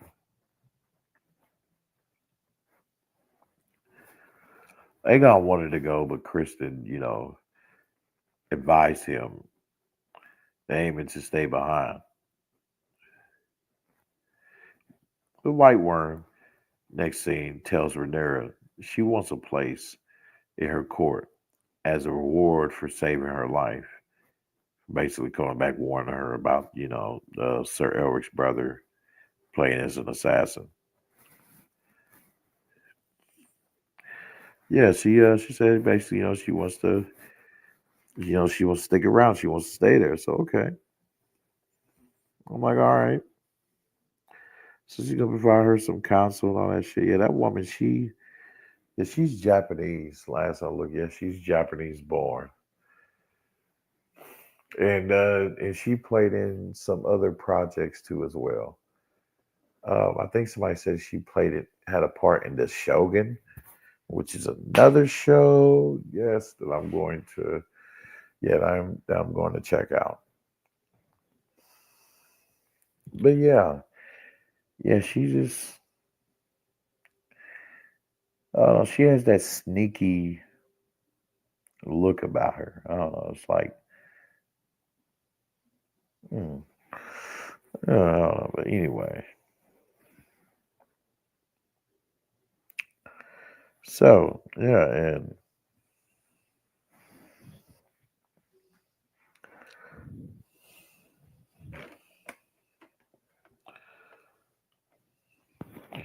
yeah, she said that she can provide her with knowledge on the Red Keep. You know, the Red Keep is over in King's Landing. So yeah, basically, as you would thought, as you would think, hey, yeah, that's all of what she could do. So yeah, all of what she could be an asset in is her knowledge. That's it.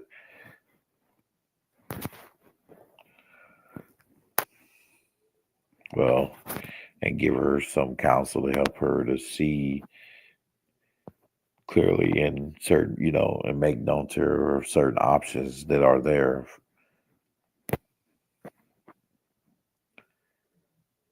Okay. hmm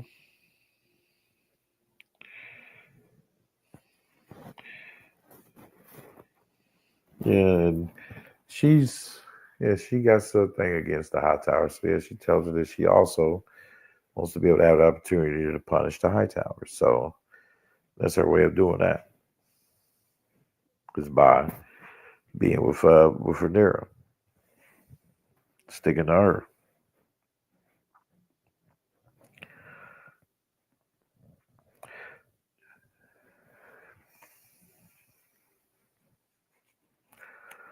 So yeah, next scene we got this where Rhaenyra. Oh no, yeah, okay.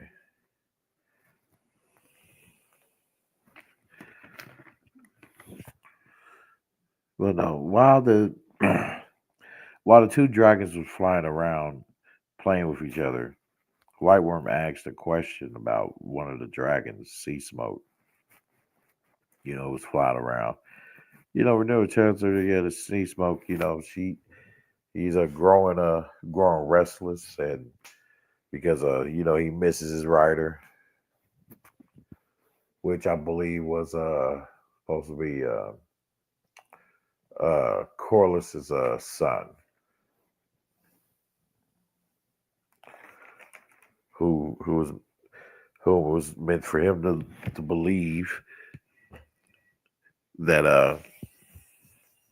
that he died, that his son died. So even though his son did die, obviously, because we all know that. Um, that he just secretly, was wanted to just go away on a boat.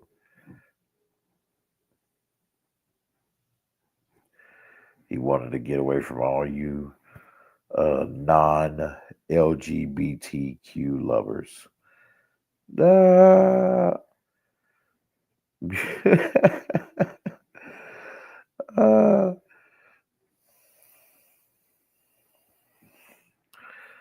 oh shit! Like, oh bullshit's crazy. Yeah. Um.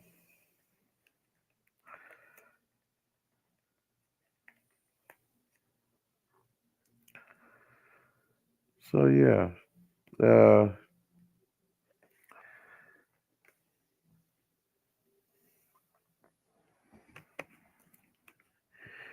Yeah. So the dragon, she's like, hey, he's restless.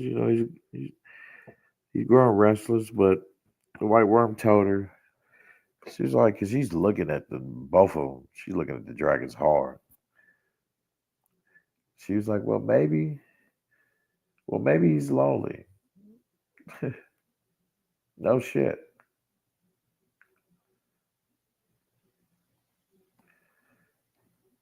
But who wouldn't?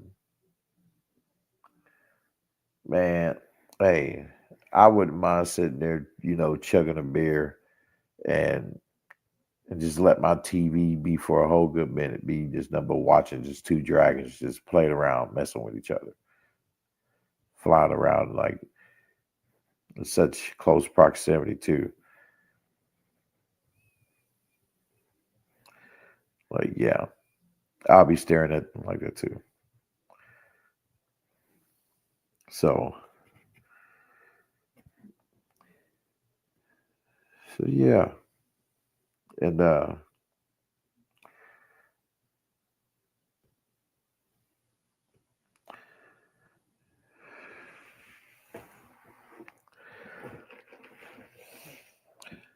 was it yeah, may get dragons' names mixed up. Yeah, that may not be Sea Smoke. I'm thinking that is Sea Smoke. Yeah, that she mentions. We've written down that right. Yep. So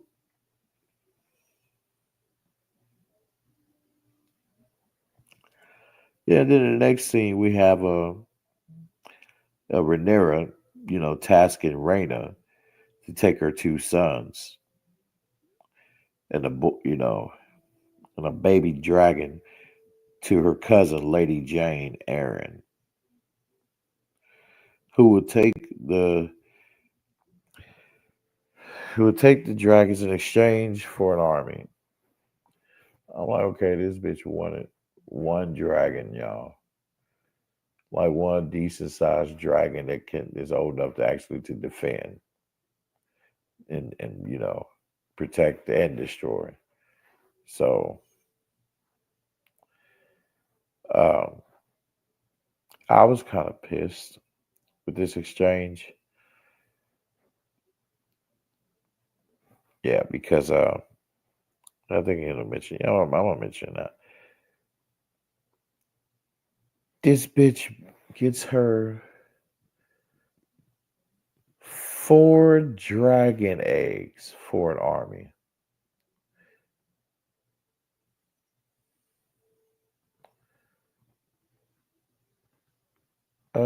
No.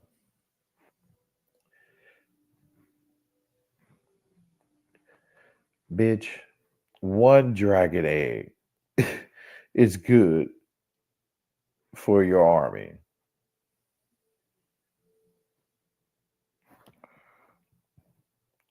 Shit. Crazy ass bitch want to give out these motherfuckers 4 or 5 fucking dragons just for an army. Hell no. No. You can't even tell how strong that army is anyway.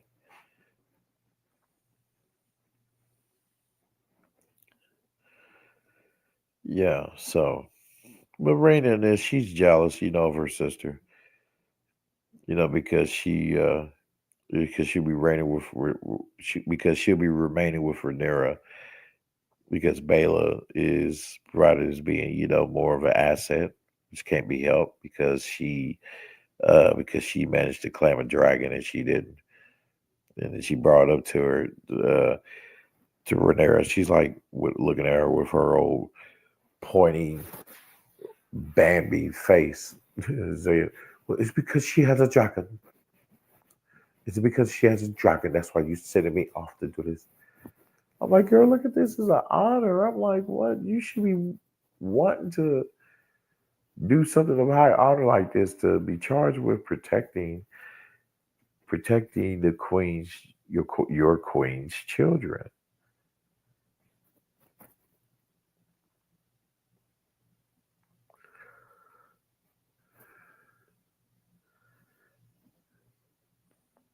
Well, that should give you joy to want to be at the ready and willing to honor such a charge.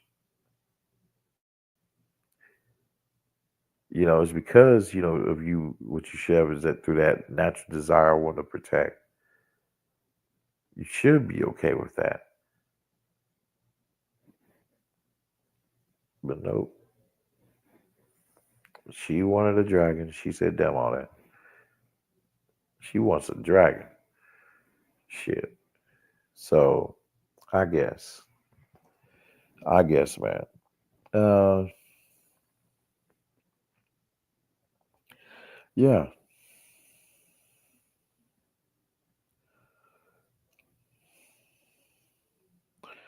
and yeah, take her two sons, and yeah, and these dragons too, and yeah, I think she gave her also a baby dragon as well. I'm like, wow, so that's a total of 5 fucking dragons you giving it. Stop it. Stop it. No, no, my calculation must be off. Come on, man. You gonna give her that 5 dragons. Stop it. Just stop it. I was like, man, what are we doing here, man? But yeah,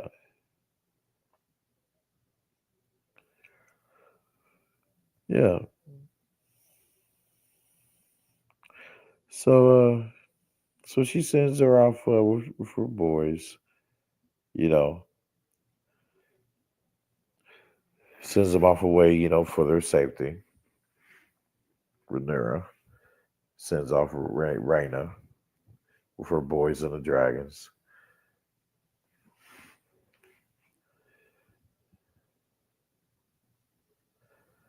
You know, the next thing we got Damon. He arrives at Harrenhal. Castle looks creepy as hell as he's sneaking through there, uh,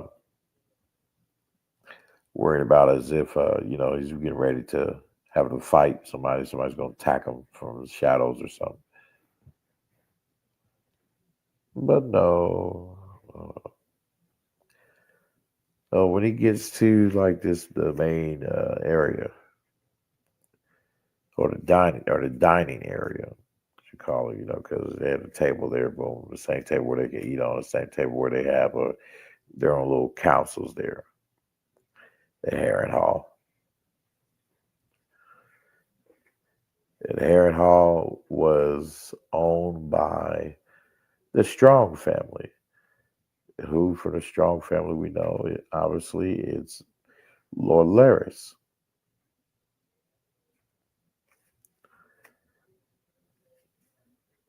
which has been long abandoned that castle.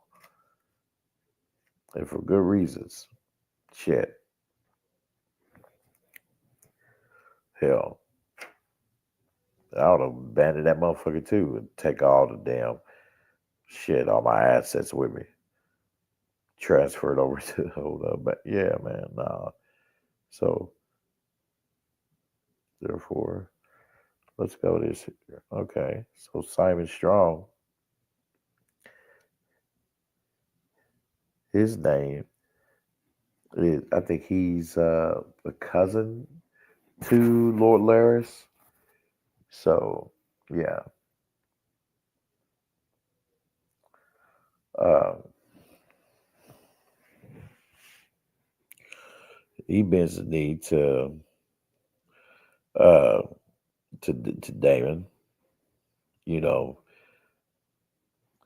So basically choosing willing to serve him and all that good stuff. Because when Damon comes up on him at first, he's looking at him like, what the hell? What the hell is this? He's like, oh, but he ain't had to worry because the old man was already doing business. Shit, he bowed. He was like, hey, I know my position, Damon, so shit. I'll just be humble about. So,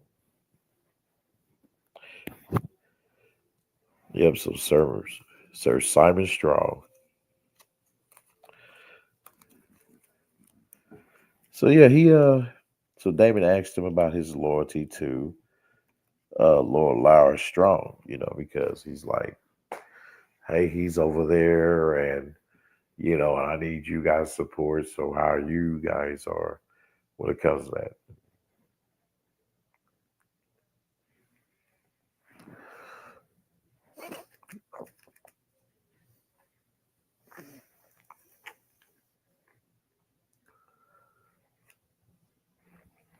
So yeah, but he tells him, man, he's like, look, F. Lord Laris. He don't even recognize him as family no more, he says. Because he believes that Lord Laris was the one that caused such, for the council to burn. So,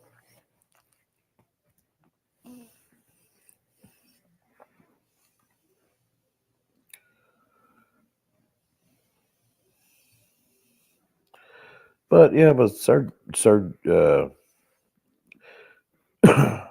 Sir Simon tells Damon that he doesn't even look at him as his lord anymore. Like I said,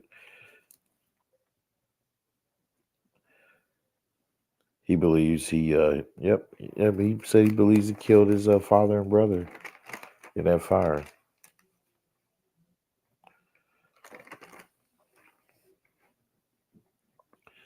Damon wants to convert. Damon wants to basically convert an army from the Blackwoods, So, he wants to convert him over to his side, help him fight this war.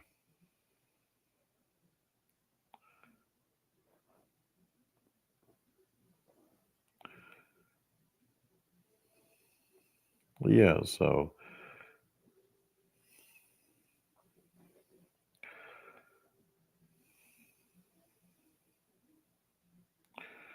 but Allison introduces her. Allison, the next scene, introduces her brother, Sir Gawain Hightower, to Sir Kristen. Gawain came from Old Town.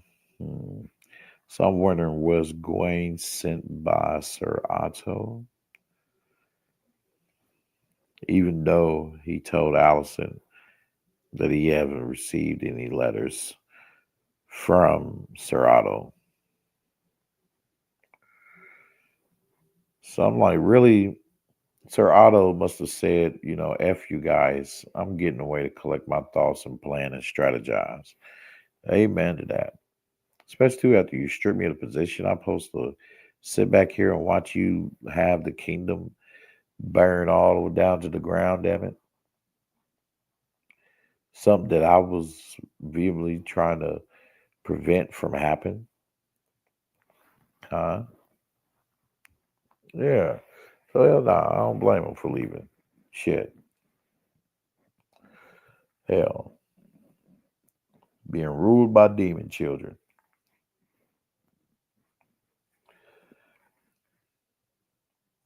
So Sir Gawain.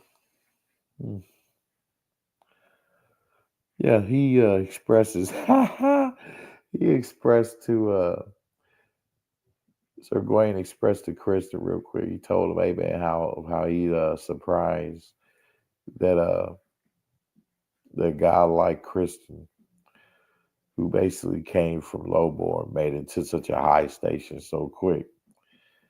When his father, Otto. I'm like, oh, so this motherfucker came all the way, damn it, from out of town, damn it, to come and not really check him, but let him know that he's aware of the effery.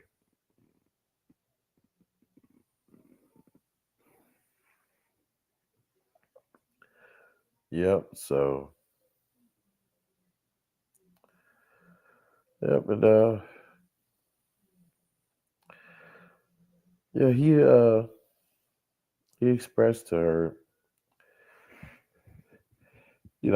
both of them how surprised he was. Basically, smart talking, checking him a little bit, letting him know that that's bullshit. You know what I mean? So, and not that just that he's been at it, for a long time, but for the fact being because he served it well and with loyalty.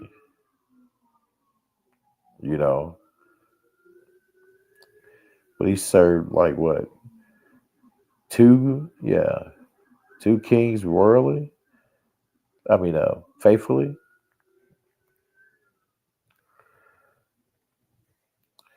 Said 2 or 3 of them. I'm not sure.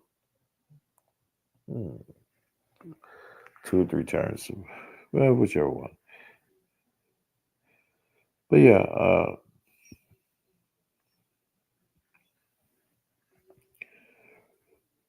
and so he ends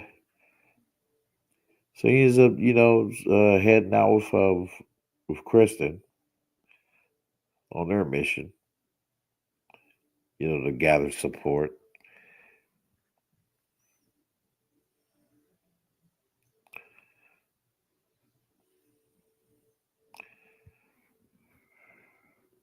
So yeah. And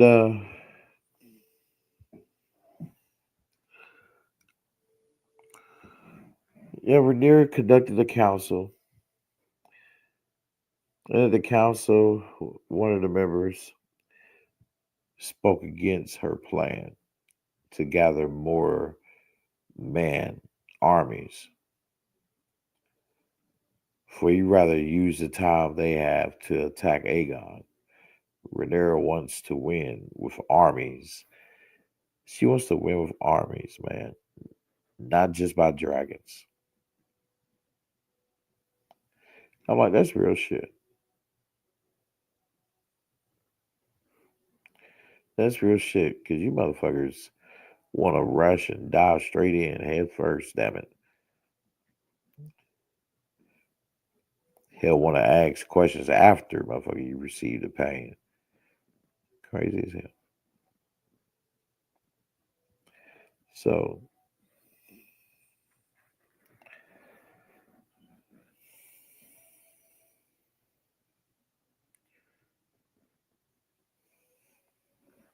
So you spoken against it. So I'm like, you're dumb.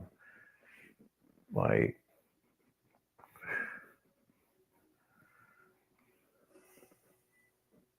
so they're gonna be forever at odds with that, as I see it. When I was looking at this, my first scene, I was like, okay. So this lets me believe, okay, she's being more strategic and all that shit instead of lashing out and snapping for no damn reason.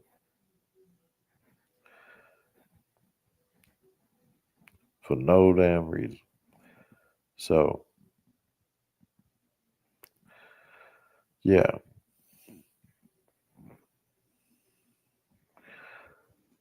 The Rhaenyra wants to, she wants to win with armies and not just with dragons. So, yeah.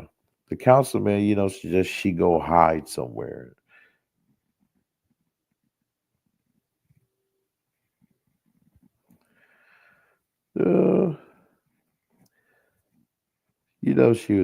She was pissed.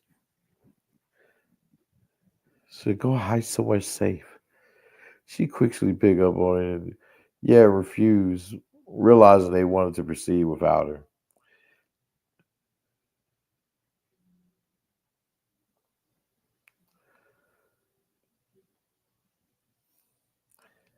And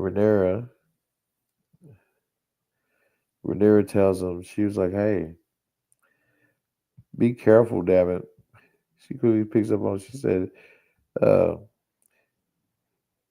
damn it, you did that would be considered treason. Forgive me for my stutter, but that would be considered treason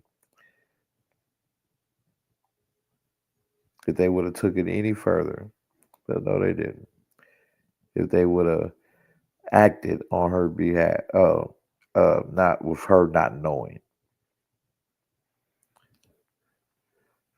No, you can't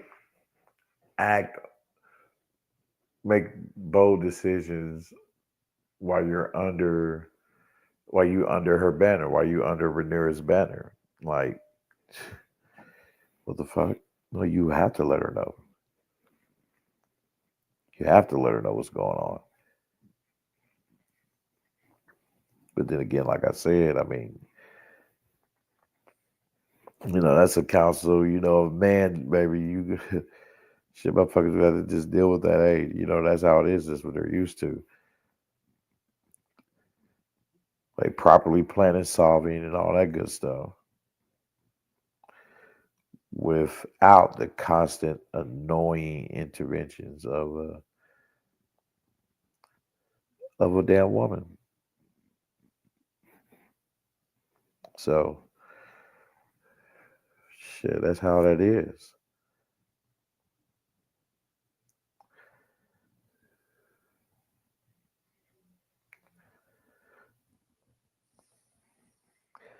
It reminded the council to respect their queen, Rhaenyra. No, Rhaenys checks them by saying, "Your queen wears the crown of my grandsire, Jaehaerys the Conciliator, a prudent ruler, the wisest of Targaryen kings, whose reign outlasted every other, even Aegon the Conqueror's." I'm like, oh shit, okay, look at her, damn it. Shit, telling them what's up. It's something they have to realize,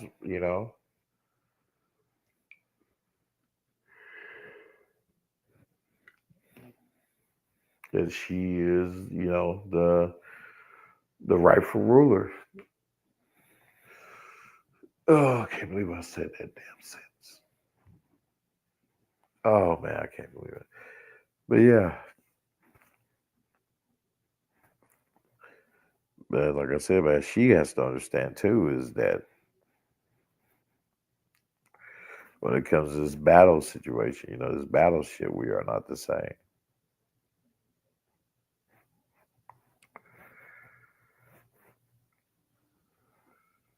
Shit.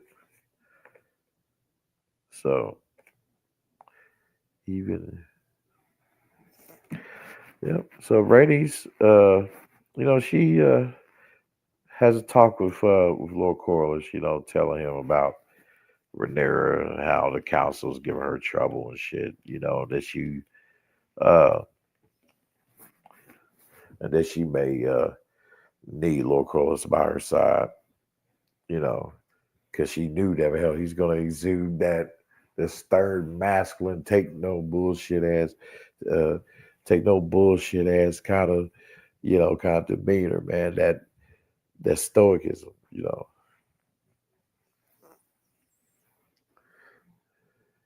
that yeah, I'm not playing no games with your ass kind of look.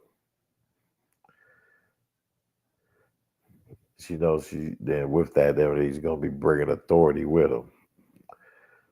So shit, that's why she want to by her side. Hell,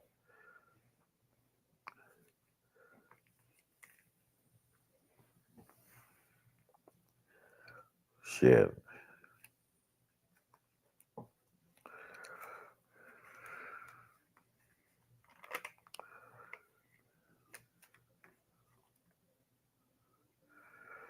Yeah. So and Rhaenys, she also tells Corliss that he should name Rhaena, you know, or Joffrey heir to Driftmark. She wants them to hurry to make a decision because they're at war, obviously, which I understand, because I'm like, hey, because anything can happen, anything's liable to happen. Yeah, especially too, we're looking at damn hell. This is Game of Thrones shit. So, where they have no problem with taking out the main character.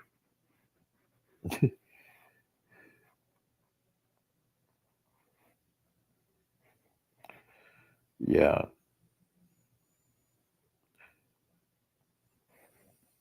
So, uh,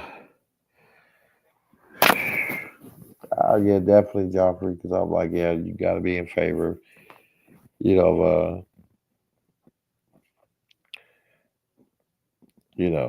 of the man ruling. So, therefore,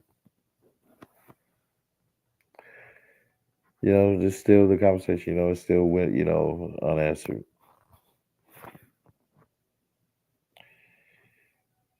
But yeah.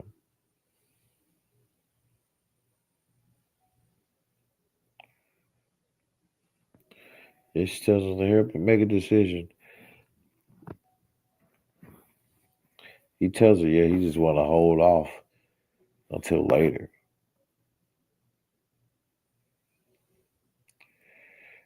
I'm like, what? Okay, I guess, dude.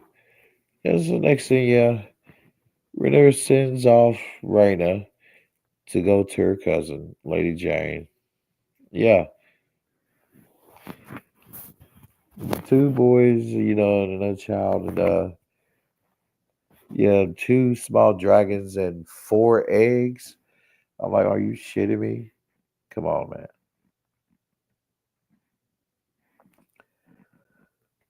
So you see, okay.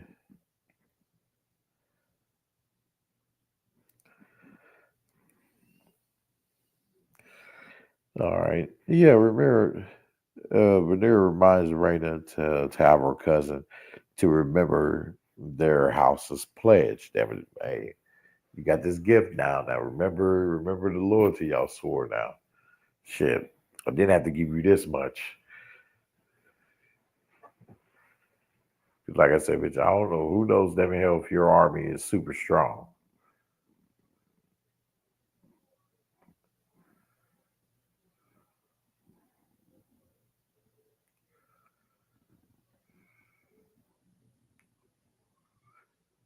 So, well, let's do this here.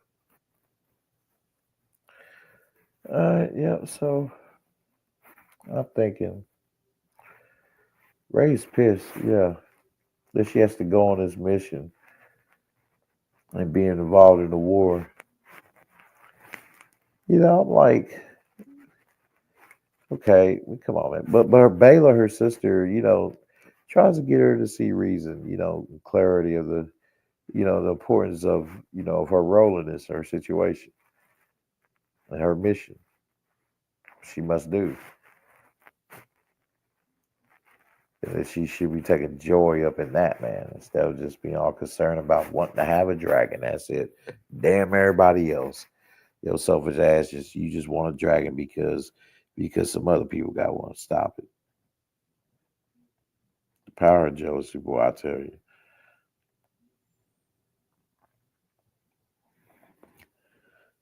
So yeah. Yeah, so Baylor was there, to see Rain off. They sent each other off with a warm embrace. Next scene.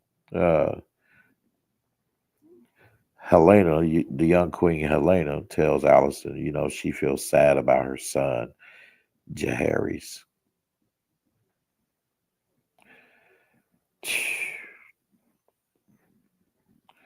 But hold on now. It ain't enough. She says this. It ain't enough. She says this.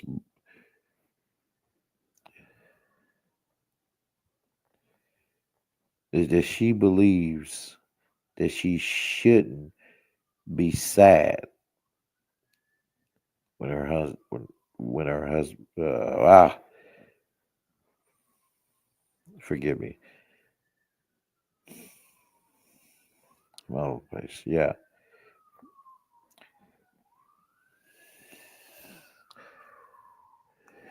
Yeah, she tells her that there's nothing to be gained from it.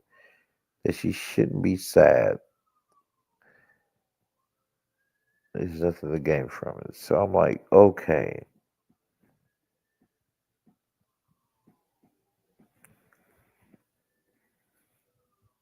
I'm like, this chick gotta be a witch.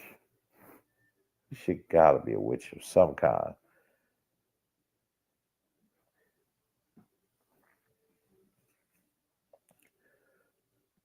For some reason, you know,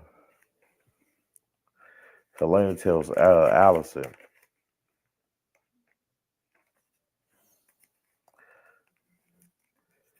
yeah, she forgives her. I'm like, for what? What the fuck?